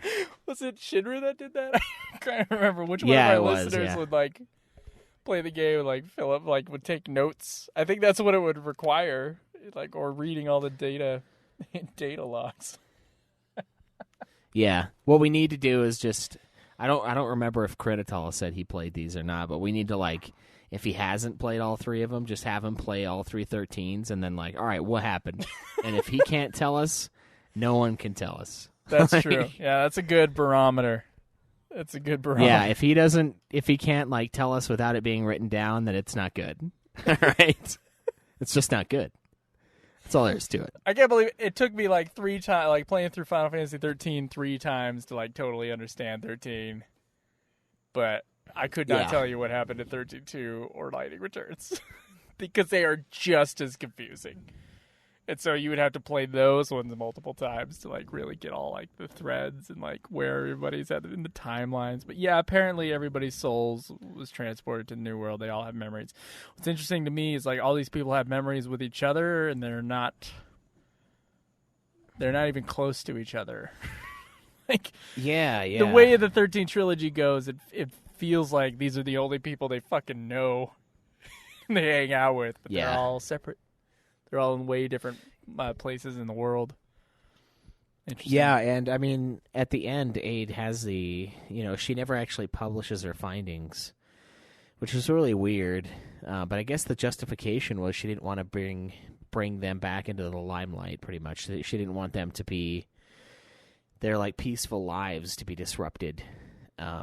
Because they're all, like you said, they're all living in, like, separate corners of the world, doing their own things. They all kind of do things similarly to what they had before. They all kind of remember everything that happened. But they're not broing down like they used to. Yeah. Interesting. I can't wait for, I don't know. I can't wait for Lightning Returns 2. Yeah. Yeah. When they have to get the gang back together. And the new world is threatened by, I don't know, fucking global warming or some shit. It's going to be like, it's going to be Armageddon, it's going to be like half of the movie getting the crew together. Dude. It's got like, I haven't. You got fucking. I haven't. What's his name getting chased by helicopters on his motorcycle? Owen Wilson getting chased down by helicopters. Getting the crew back together. I haven't seen the movie, but Ad Astra, I saw the trailer, and it looks like Liv Tyler is also in Ad Astra. Like, she is. As the person on Earth that's waiting for Brad Pitt. Which, shit, yeah. How many times has Liv Tyler... that's right. Liv Tyler's always waiting. Liv Tyler's it's funny always she's waiting. She's never waiting on the guy that always gets lost in space, which is obviously Matt Damon. Interesting, yeah. She's never had to wait for Matt Damon. Yeah. Has she even been in a movie with Matt Damon? I'm trying to remember. I don't think so. I don't think I've ever seen them together. It could be the same person for all I know. I haven't seen a movie that Liv Tyler's been in a long time, actually. Honestly, like, The Strangers was the last Liv Tyler joint that I remember seeing. There was something that I saw like a year ago, year and a half ago that she was in, but I don't remember what it was. I mean, she's still, like, gorgeous. Yeah, she looks basically the same. Angelically beautiful woman. And I thought she was pretty I don't know. good actress. She must have got it from her. She must have got it from her mom, because. How dare you? It ain't from Dad. That's for Isn't there damn like sure. some creepy music video with fucking Aerosmith, like talking about like a sexy woman, and she's the star of the music video, and it's like, dude, that's your fucking daughter. I believe so. Yeah. I think there's something like that. The last one I saw with her in it was the Incredible Hulk. That's right. Yeah, she's the love interest in Incredible Hulk. She's waiting for the Incredible Hulk to calm down. Yeah, exactly. Yeah, that's right. Liv Always Tyler is always waiting for the hero. She's a very patient woman. Very patient woman. That's her. That's her niche that she's filled as an actress in Hollywood. Yeah, we need someone that's patient and amazing looking. Perfect. And she can save Frodo. That's like her one, like, that's the one time that she went off in a different direction, but she's still waiting for Aragorn. Like, oh, yeah, definitely. I mean, she was going to go to, like, the other side of the world and leave him, but I guess she's way more proactive in Lord of the Rings, actually, than I'm giving her credit for. Okay. Interesting. Yeah, Liv Tyler waiting for Brad Pitt. As far as I can tell from the trailer, briefly, obviously, so... Yeah, it looks awesome, by the way. Oh, it does. Me and Timo wanted to see it this Thursday, but it looks like we got to wait. There's some people that he knew at the effects house that he wants to see it with, so we all got to figure out a time when we're going to go together. But nice. As we all saw, it was him. There's a guy named Wes. He's a really cool guy. And we all saw Us together earlier this year. So, be trying to do that again with Ad Astra. Yeah, it looks great. The best movie in theaters right now is Peanut Butter Falcon, though. So everybody should go see that. No joke, it's fucking amazing. But yeah, I was kind of underwhelmed by it, but it's short, so that's where I'm at with Tracer of Memories. Yeah, there was a cool part where she's like. She goes back to her job as like a war correspondent or whatever, and when she was reporting on one of the civil wars that are like rampant in the world apparently, she like blacks out during some missile attack, and she finds herself walking in a line with a bunch of other people heading to the sea. Do you remember this part? Nope, I do not. Okay. Well, she's going to the sea, and she's being watched over by Caius, so that's similar to the one that you read with the whole like sea is death thing. Sure, yeah. It's really weird. And like how Noel's planet is like covered in that evil black sea. Right. And so Aid believes that she's died here.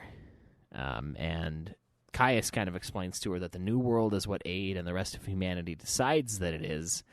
And he gives her a chance to fade into the chaos or to go back to the land of the living, which of course implies that she's alive still in some respect. And so she decides to go back and kind of, I don't know, work to kind of change the world for the better. So she basically becomes like a social justice warrior or some shit at the end, like a legitimate one though, like trying to make the world a better place. And that's how she decides in that moment to not go into the darkness with a bunch of other people who are just, ready to die. I didn't really get that part. It was kind of weird. Yeah, my brain kind of like just phased over everything I didn't understand because I literally thought this was from the viewpoint of like a god. Yeah, It really colors the experience. Just like, all right, I don't know what the fuck's going on now. I'll just look it up on Wikipedia. Then I read the Wikipedia thing. I'm like, fuck, I don't remember any of this. I remember characters talking about their past, but I wasn't sure whose viewpoint everything was from. So that's interesting. I must have missed something like really crucial right at the beginning. Must have been that. Because I re-listened to parts of it today because I was like so freaking out about having to talk about it later. It's like, fuck. Let's remember some of this. But no, I don't remember that at all. That's kind of a cool thing. Apparently this character was in another short story that's in the Ultimania guide for FF13. Which of course we don't have. Or we do. I think we might, actually. I think that third book of the Ultimania came out, so it might be up to 13, I'm not sure. But yeah. Yeah, it was alright. For what it was. I wish that the translation was more clear, obviously, because now I'm stumbling trying to remember any of this. I did listen to it. And I did read the Wikipedia page on it. But I'm fucking... one thing that I kind of regret not doing in the past for these is doing the audiobooks ourselves. And the reason why is... I don't know, to me, like, when we review these things, it's just like, yeah, it was fine. Like, this part was cool, this part was cool. The ending to that game is stupid. This kind of whole story is kind of stupid, too. Blah, blah, blah, yada, yada, it's over. But the nice thing is that now on our feed, the episode before this episode is this actual audiobook, so everyone can listen to it and then hear our opinions on it after they've listened to it. Yeah. So I think that's actually, it's a really good way to do it. Not that we have any other choice for what's left. That's what we have to do, but I kind of liked it. Well, I guess we could just read 10.2.5, but I mean, it's a little too late for that. Yeah, so. I already read half of it out loud and recorded it. So it's your fucking turn. Yeah. How long is that, by the way? About as long as Tracer of Memories. Oh, okay. That's not too bad. No, that's the half bad. that I did, yeah. Yeah, well, yeah. Yeah, and I went ahead and made running commentary, so if you make the second half all formal, I don't know. It's going to be weird. I don't think it'll fit, so I'm giving you a little bit of direction, Little loosey-goosey. Yeah. I'm not sure what the audience prefers. I have no idea. But, yeah. I kind of want to try to narrate some books. I thought that'd be fun. Although the funny thing is I don't know if and I think I might have mentioned this last time, but I was like, maybe I should do that. And then I pick up the book I'm reading, and it's talking about has a bunch of towns in Poland, and I'm like, in 1942, was, and then there's 6 more of them, and I'm like, yeah, maybe not, not right now. I was like, this book doesn't have an audiobook. Maybe I could do this one. Dude. I was like, oh, fuck. Oh, you just reminded me, and I told you this before, but the fucking vocabulary level for this award-nominated writer could not fucking get through the fucking vocabulary on 10.2.5's fan translation. Grammar, terrible. Vocabulary, insane. It's the smartest, laziest writer of all time. It's exactly what it is. Yes, I know. I have a huge vocabulary. Can't write for shit, but huge vocabulary. I just kind of vomit the words onto the page, and then I move on. Oh, God. Fuck, you're going to listen to that thing. Honestly, it's embarrassing. Fuck, it's so embarrassing. Yeah. It's gonna be on my permanent record for forever. Like the Down syndrome joke I made during the FF12 review. It's going to be there forever and will never go away. Fuck. Was there one in 12? I made a joke in the FF12 review that I deeply regret making. Do you regret it as much as the guy who plays Sora? That joke. I regret it more. Regret that one. I regret it more. Okay. Because we made a joke about the la la la la part of Final Fantasy IX soundtrack, and in my head I had those commercials for the underserved communities or whatever, some humanitarian aid kind of commercials. This is what I know what I meant to make a joke out of. I imagined, and my example was a kid with Down syndrome in a field in slow motion, running around with the La La La La song from Final Fantasy IX playing in the background. Oh. That was the joke. It was really poor taste. And I remembered it as she sounds like she's got Down syndrome when she's singing it.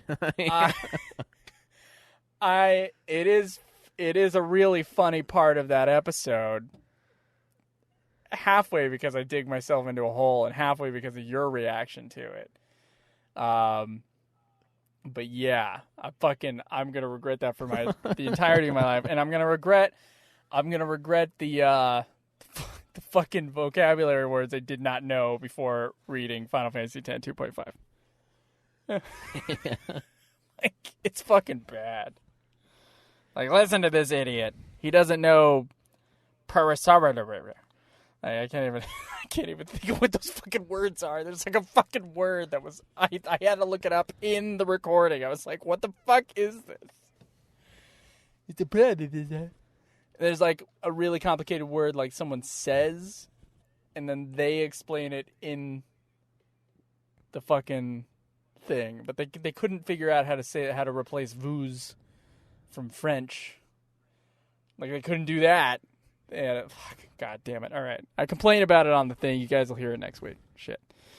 Anyway, I have a Final Fantasy story we can wrap up with, Schweiss. All right, yeah, let's hear it.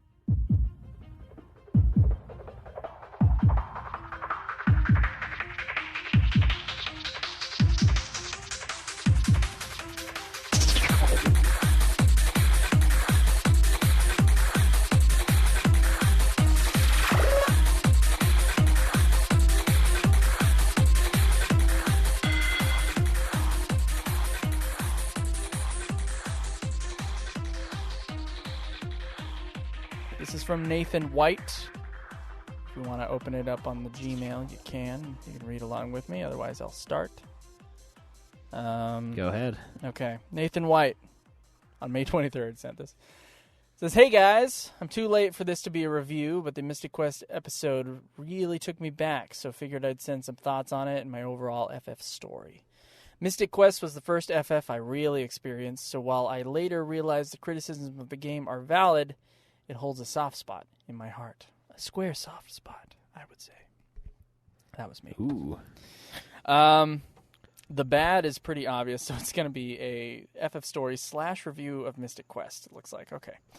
The bad is pretty obvious. So simple, there's no strategy to things like party formation, attack variety, etc. There's not much reward for exploration. There's no explanation of how the hero just starts with armor, sword, and magic, and there's literally a do-over button when you lose a fight. I guess his little shrug animation explains it all. I remembered this being billed as an entry-level RPG. Sorry, guys. I know you guys are going to hear crickets every once in a while because I'm fucking opening and closing the window because my car's fogging up while I'm in here, and I'm fucking sweating. I'm dying here. All right. Entry-level RPG. I wasn't really allowed to play them as a kid, but I was able to borrow this one from a friend, and it was the first RPG I ever beat. A few of us passed it around in middle school and took turns dominating the game, seeing who could beat it the fastest, and even writing our own strategy guide at one point. Not that anyone should really need it. We'd read the crappy dialogue out loud and saying "mwahaha" to each other became a regular thing for a little while. That's funny. And I was so glad one of my fellow listeners pointed out the get in bed and spam your sword thing. We spent way too much time laughing at that. Someone should really make a YouTube video just from that. One point I will make Joe's heel rant. I believe heel was also the term used on the original NES FF and FF2 on the SNES. I think Asuna consistency only came in with FF7 and then was applied to the later 4 and 6 remakes. Obviously, Mystic Quest never got remade. Overall, I think Mystic Quest doesn't have much ambition, but it's good for what it is. It got me hooked on the genre. Do you want me to read any of this? Feel free. Okay. Okay. As for my other history with FF games, I tried the original on NES. I remember it came with a fold-out poster. You needed to figure out what does what. But FF2 or 4 was my first love. I had a hard time beating it because I could only borrow it from a friend whose brother would demand it back after like 2 days or rent it for a week. I remember getting enough paper route or allowance money to rent it again, and you'd just be praying someone hadn't overwritten your save file. Oh, that's true. That would suck back in the day. Someone almost always did, but I finally lucked out and got the game back with my save file still on it and beat it. Pretty sure I kept it a couple extra days, and the rental place was calling the house asking for it back. I remember my dad insisting we take it back the night I was almost beating it, and I was like standing up and yelling, just a few more minutes, while those stupid dragons and glass masks attack you like every 4 steps in the final Crystal Palace. Anyway, that was a classic that established the true form trope for posterity. Some of us used to take turns playing together, and for some reason my friends and I found Antlion to be a hilarious boss, and we made a blah blah blah voice for him and referenced him all the time. Also, someone once quipped, "Those lumps are a tough bunch," and Those tough bunch became part of our... Oh, those imps. And tough bunch became part of our group's vocabulary for years. FF3 or 6 I remember back in those days, I had no publicity. We weren't even aware it was coming out. We just took our bikes to Blockbuster one day, and it was just sitting there. Again, had to do the borrow, rent, pray cycle a few times. Don't think I actually beat it until high school. 6 was mind-blowing, with all the characters, the split party stories early in the game, the music, story, everything. I remember the first time I saw the World of Ruin, just the you can't go back feeling I'd never experienced before. Then later, learning Shadow was gone, and starting from scratch so I could wait for him as I loved him and his music and his dog. I seem to have a thing for the even-numbered games. I've rebeaten 4 and 6 on emulators, iOS devices, DS, PlayStation, pretty much any form they get released in. Secret of Mana was another game I beat as a rental around this time. One of my favorite shames as an RPG player is that I've never beaten FF7 or Chrono Trigger, although I am working on a DS play. I sort of skipped over 7 at first because I couldn't afford a PlayStation until I got my first summer job after high school. And by then, 8 was the big new game. Was hooked from the intro and played well into 8. I remember putting something heavy like an end table on the X button and leaving the room to draw 100 of each magic. Oh, God. Oh, remembering. Okay, again, some of us would play together and we figured out the junction system pretty well.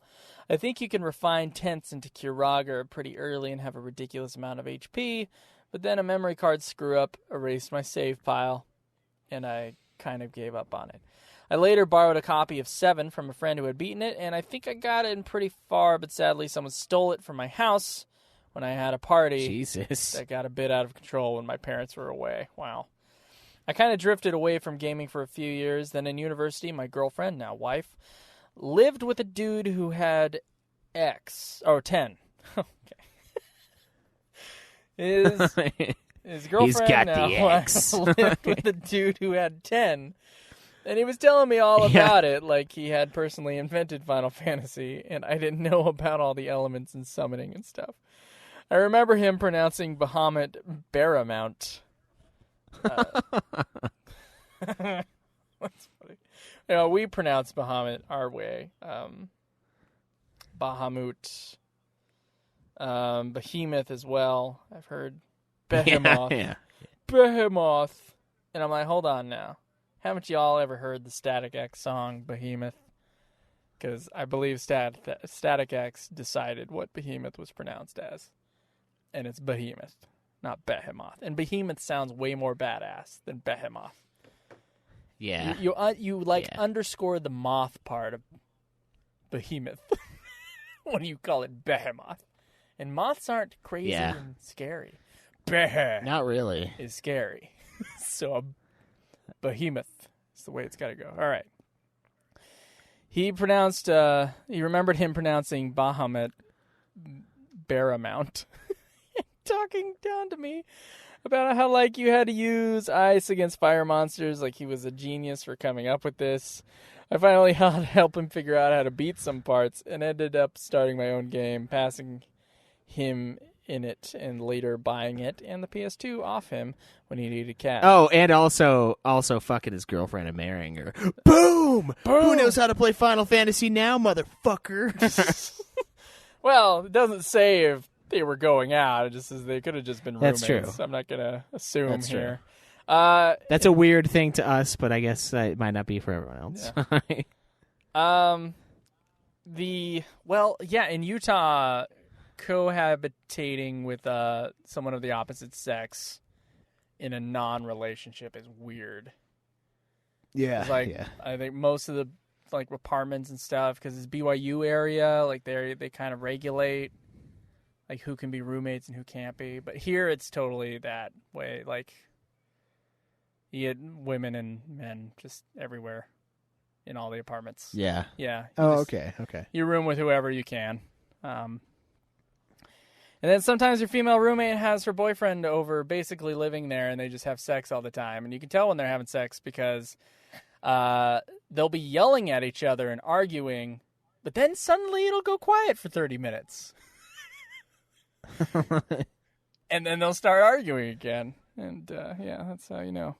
Ugh, it was worse. They moved out, thank God. It's like They moved out because the dishes problem was so bad, by the way. Yeah, I wanted you to be like, and you could tell they were having sex because you'd be sitting in your bunk and suddenly you'd just be assaulted by the smell of overheated tuna and those trees in the summertime that smell like jizz. And you can't fucking leave to go to the bathroom like you wanted to. You gotta wait until they leave first. No one. I've only had 2 roommates have sex in the bunk. Luckily, it was not that couple. That couple had their own room, but it was the room that's open, so you can hear everything. So that's great. I've heard some squishy sounds during the silent moments that I've been like, oh fuck, God, kill me right now. I don't want to be here.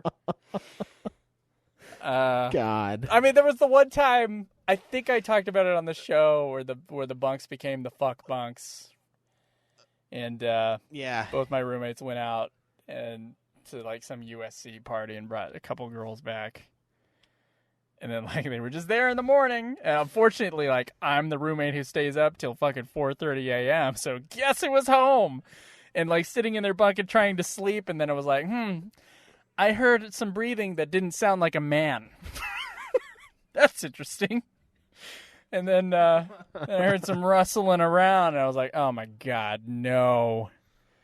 Both 2 of my roommates having sex, like one of them 2 feet away from me, and I'm just there. I just put on my headphones and I'm just like praying I don't hear anything because I just don't want to hear it. Yeah. You hear the bed is just the world around you is shaking slightly.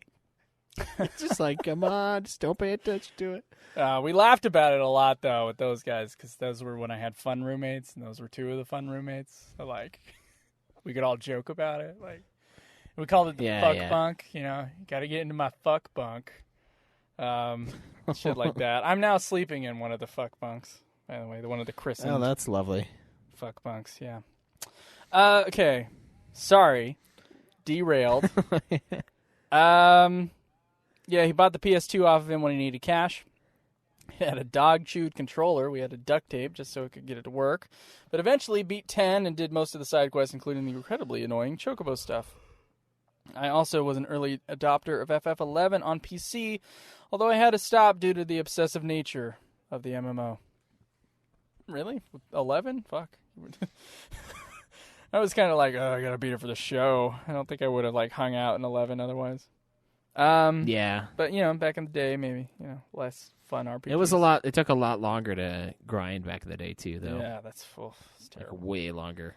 I figured I had either had to make it a life priority or just give it up cold turkey, and obviously he went for cold turkey.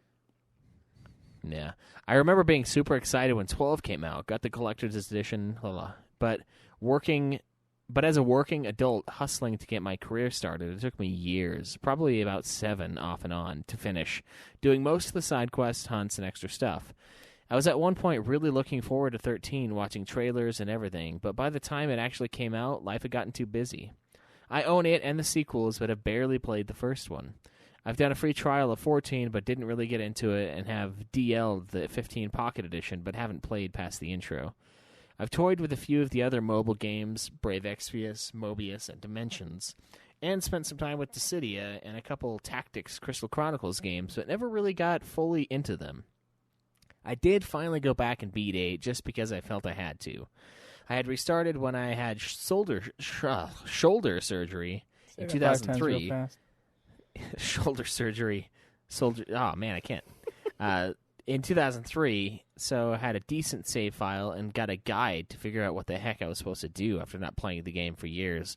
I got pretty into reading the theories about 8, like Squall's Dead and Renoa's Ultimacia. I think that might be how I found your podcast in the first place. Oh, no. I'm planning to finally finish Chrono Trigger and 7, hopefully, before the remake comes out, as I feel those are must-beats for a true RPG fan.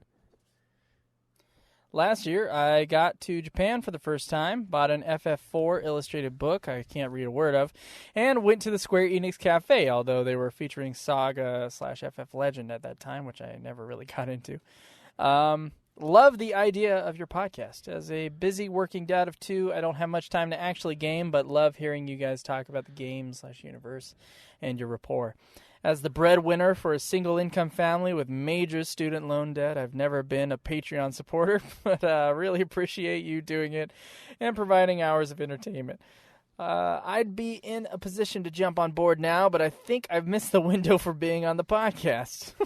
If not, I'd be happy to be a late joiner and do the Antlion voice for you. Enjoy the grin. Hey, you can always send a sound file, Nathan. Yeah, you don't have to. You don't have to give us money. Yeah. You can just send us we'll play whatever. Like we fucking put a remix a little while ago, No, James Gameboy did the Final Fantasy, the auction house theme in the style of Slipknot, which he gave me a challenge for a music cover, and that's what I told him during his episode. And then we got it a while ago. I was waiting for a place to pop it in. That's what I did. So Nathan has a follow-up email. He says, "Whoa! Oh, one more thing.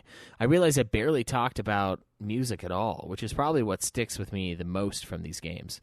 Love the attention you guys have paid to music. The Naboo feature episodes in the early going are must-listens for anyone who missed them. I remember having FF4 on the menu and just listening to the FF Prelude over and over. Pretty sure I fell asleep to that song, as well as to various world map themes while grinding late at night.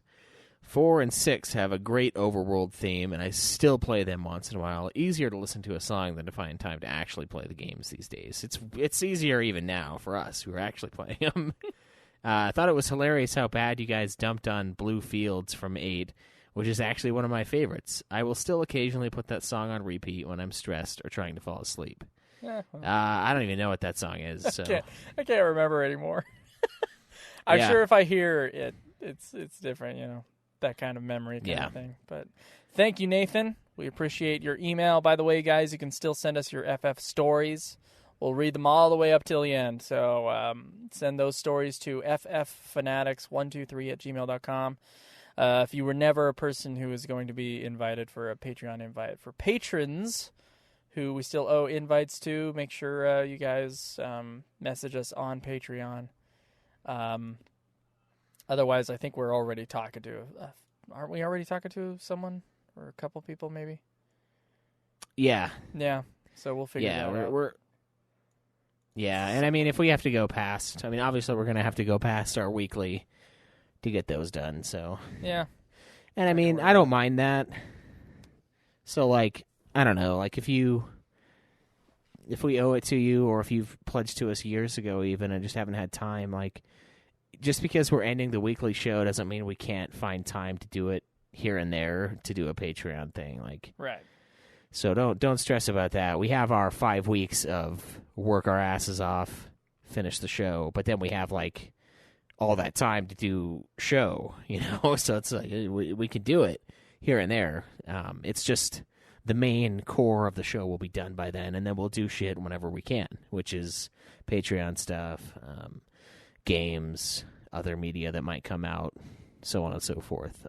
That'll be how it's laid out. So don't feel like you can't get your episode in if we owe it to you. And, a lot of the listeners are kind of in the same boat as us. It's just don't have time, so... Yeah, we have weird-ass schedules. Yeah, weird. So, we're both working on that. Exactly. Although yours is now regular. Thank God, right? Yeah. Mine's the same every week, unless good. It's a holiday, and then it'll get fucky. But yeah, that's got to make a world of difference. Just having regularity. It's been nice. It's been so nice. It's I've always said, when I had that job at the gas station, I was working nights. You could tell, people.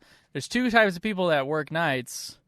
One are people who can handle it and have their shit together, and they act in a very specific way, or people who, their lives will fall apart. And honestly, the big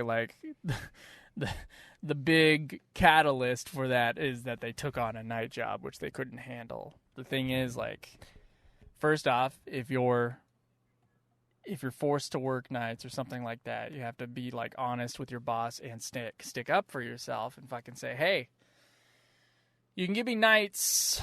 If you're going to give me nights and you're going to give me other types of shifts, they have to be one other specific shift because I need to go to bed and wake up at the same time every day or around the same time every day. Because if you're not waking up at the same time every day, you're not going to bed at the same time every day, you're going to get fucked up. It's just going, and it's going to spiral, and it's going to be bad. I had my boss who gave me like a night shift and then gave me a 2-day break and then a morning shift on my schedule. And I'm glad I did this. And I feel like no one else had done it. Like he was like very confused for some reason. And I was like, hey man, you're not going to make me do a night shift and then do an early morning shift. I don't care if you give me 2 days in between. That's going to screw up my life. That's going to give people heart attacks, give people cancer. It's just bad. Don't do that. And I will not come in for that morning day. I'm sorry. And he respected that. And then here's the thing. If you're on night shift, by the way, I'm not, most people that have night shift jobs, obviously they're not great jobs.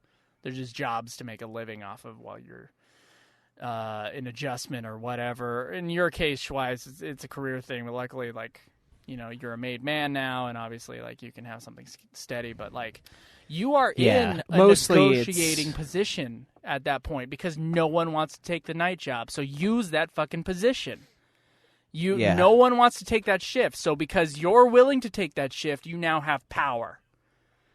Yeah. So remember for the that. most part, you're right. They're usually crappy, like, shift work jobs, and you're already better than everyone else that won't take it. Yeah, you're so saying, they will. I'm you willing can to work take the man. shift. Don't give me this, or give me these days, and don't fuck around with. Don't say it with that attitude, obviously, but be straightforward and say, look, I'm willing to work nights with you because it's really people who are willing to work nights and be decent employees. Like the fact that you can be both those things is going to be a huge deal of whatever fucking hotel or fucking fast food place that you work at. Okay? It fucking matters, and it's totally something you can use as leverage. Use it. And then get your shit together. Seriously. You either decide to have a full day where you wake up like a little bit before work, or you decide to go to sleep right after work. You got to decide what time you're going to wake up and what time you're going to go to bed. And don't fucking drink caffeine in the second half of the day if you're in the going to bed section. Just don't do it. Don't drink caffeine at work if you are going to go to bed after work. I'm telling you guys. You can have a normal life, but you got to be able to like make sacrifices, and you have to have discipline in your wake up and go to sleep and your ability to talk to your boss and get the shift that you want. So you can do it, guys, but like you got to stick up for yourself. The only tough part in my boat is that baby. Sometimes he'll sleep until like I have to wake up to go get Jace from school at like 11. And sometimes he'll be up at like 9:30 and I have to just go downstairs with him at 9:30. But luckily I can usually get him to go back to sleep, so it's like either I get my my 5.5 hours where I come home at 4 and I get down there by 9:30 or 10. And then I take a nap later, or I get, 4 hours, and then I take a big-ass nap later, which is what I did today, right after I stopped playing World of Final Fantasy. I was like, guys, I gotta go. I can't play this right now. Like, I'm so fucking tired right now. I'm just, like, so fucked. Like, the baby's asleep. Like, the game's putting me to sleep. It's not the beautiful music putting me to sleep. You can't avoid the baby thing, and the baby thing. Even if you had a normal shift, that baby would get up at weird times. So but I mean, you have to make sure you get that sleep whenever you can, though. Yeah, like even if that's a possibility, it's like, well, you're gonna have to put him down later, and you can't play or do normal shit. You have to take a 2-hour nap, or you're gonna be fucked for the rest of the day. Like if you have to get that much sleep, some people are freaks. And they only need like 4 or 5 hours every day forever. And most people can only do that for a very short amount of time. And I am one of those. Can't handle it. I'm in the 7-hour range now. I used to be in the 8-hour range, but 7 seems to be okay for me now. But I can't do, if I have multiple days where I only got like 5 hours of sleep, after like day 3, I'm just dragging. Yeah. Yeah. I'm over. It's over. But anyway, yeah.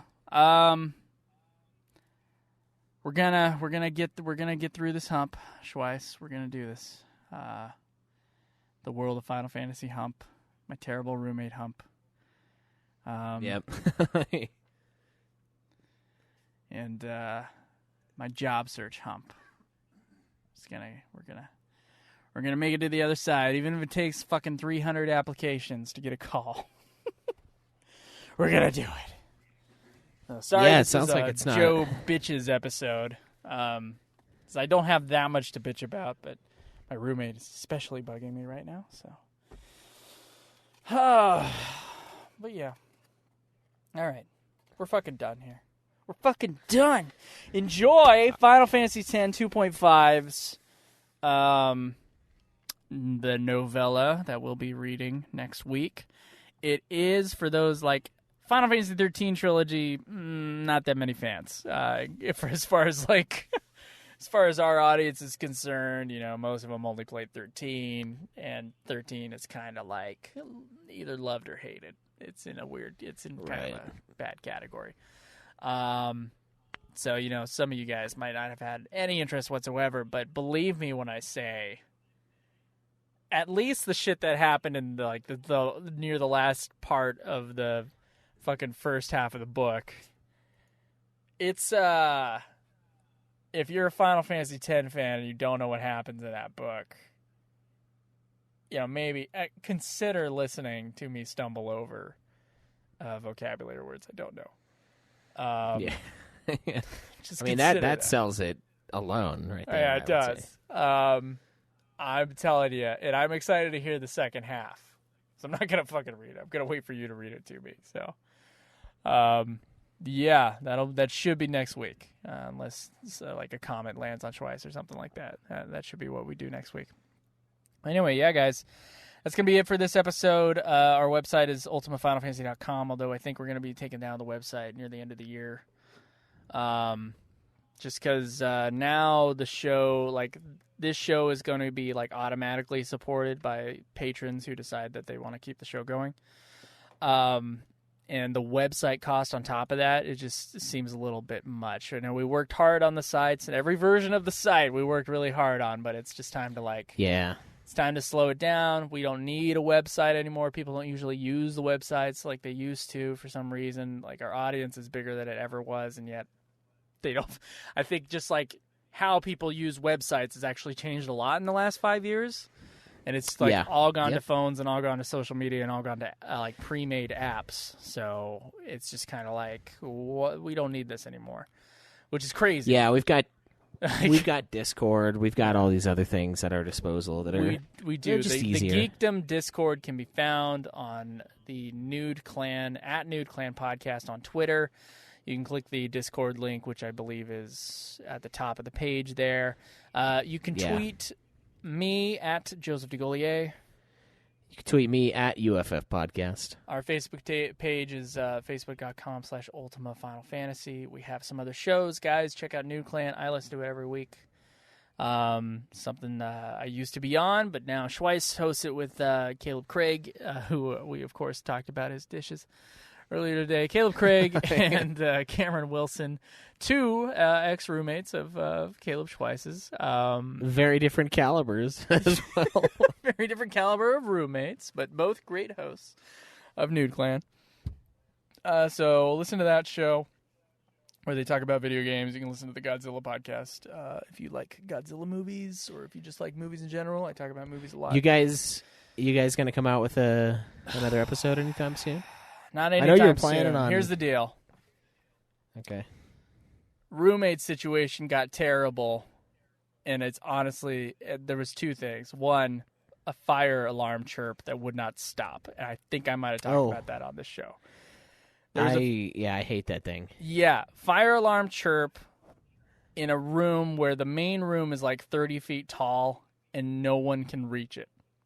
We couldn't get, so we had to, and the fucking management was being really slow about getting someone to come and put new fucking batteries in that thing.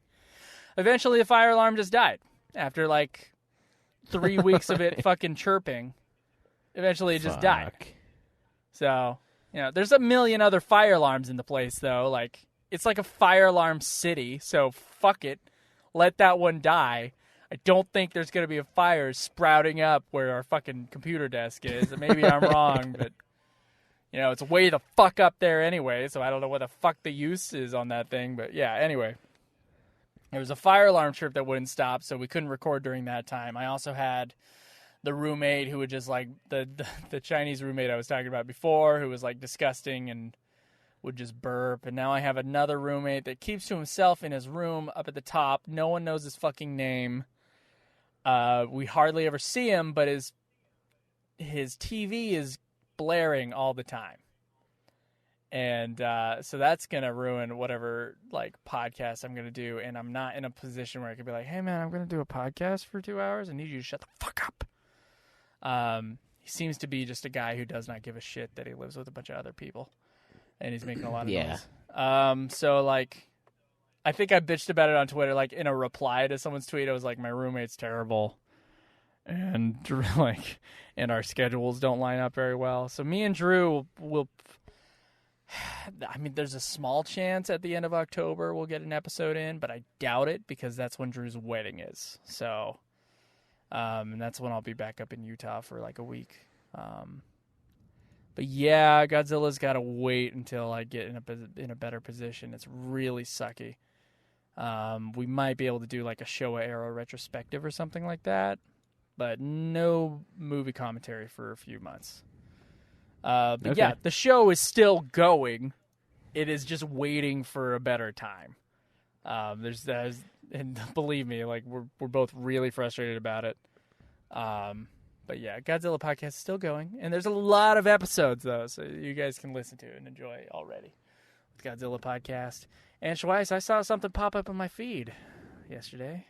Yeah, that For a Few Chickens More, Song of Schweiss and Johnson. We are back, baby. Ready to finish this bad boy up.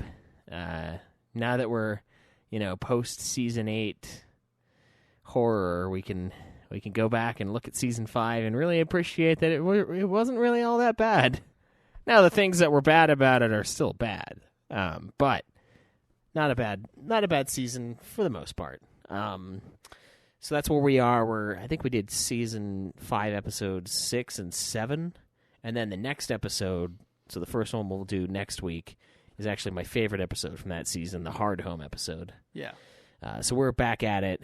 Gonna finish that show up, hopefully by the end of the year as well. Because I mean, we wanted to have it done already for the 8th season, but we didn't have time. We wanted to give ourselves a break. Came back and it is fired up, and we are killing it already. Already back in the groove. Feels good. So we got that. How is rewatching that show knowing the ending? I think Johnson put it perfectly. Like he's like, once you accept the inevitable heat death of the universe, I mean, it's really not all that bad. Once again, once you realize that we're all gonna die. Once again, I will underline that I really liked the ending, and I'm in the minority of fucking Game of Thrones fans here. I guess whatever. Yeah, I don't dislike the ending. I just hate how they got there. Yeah. So I mean, it's interesting going back. It gives me more appreciation for the earlier seasons though, because I definitely like some of those a lot more. I think season 6 is my favorite season. So season 6 is, I think it's my second favorite season. So I mean, like, it's not bad, by any means. So it's been pretty good, and I still love the show, and there's still lots of fun moments in there, and excellent, genuine comedy. Yeah, like the part in season 5 where the guy's talking about like finding a cock merchant for Tyrion's dwarf cock, like that, I was laughing at that. I've seen that like 6 times, and it's still great. So fuck it, it's still a great show. All right. Well, if you want to hear a show about something that's still a great show, you can check out Song of Schweiss and Johnson, a family company. Yeah, that's right. Certainly. We've got that. We've got a bunch of backlog stuff. Getting Fat with Caleb and Joe turned into 13th Cross. Also Emmanuel's song, so like behind the scenes making of stuff for those 2 movies of Joe's. The Puff Puff Hour, a Dragon Quest podcast. They've got some episodes on Dragon Quest. Neither of us in those shows. That's the one show on the network that's that way. And Super Sexy, I guess, is still there. So you can check all those out. We got a lot of shows. Take it down. Get it away. No need. 7 shows on the network, man. Not a one of them done. I guess Super Sexy's done and Getting Fat are done, but those we just kind of quit. 7 shows. It's not that they... 7 shows, 3 successful. There you go. Yeah. Yeah. Yeah. I mean, I guess you and count then one Dragon that's Quest as successful. All right, sure.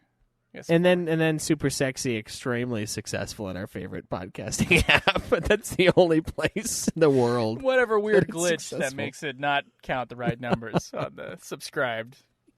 Yeah. Yeah. Vastly different from what we see. Believe us. Fucking believe us. Unless those people listen to like 2 episodes each. That's what I think. I think a lot of people subscribed getting ready, and then they were like, oh, no, I don't actually like this. Yeah, and then they just had a sea of podcasts, so they just didn't delete it because they're like, fuck it. They just scroll past, you know. Oh, God. Yeah. All right, man. Well, I guess that's it. Talk to you later. All right. Until next time, guys, enjoy the grind.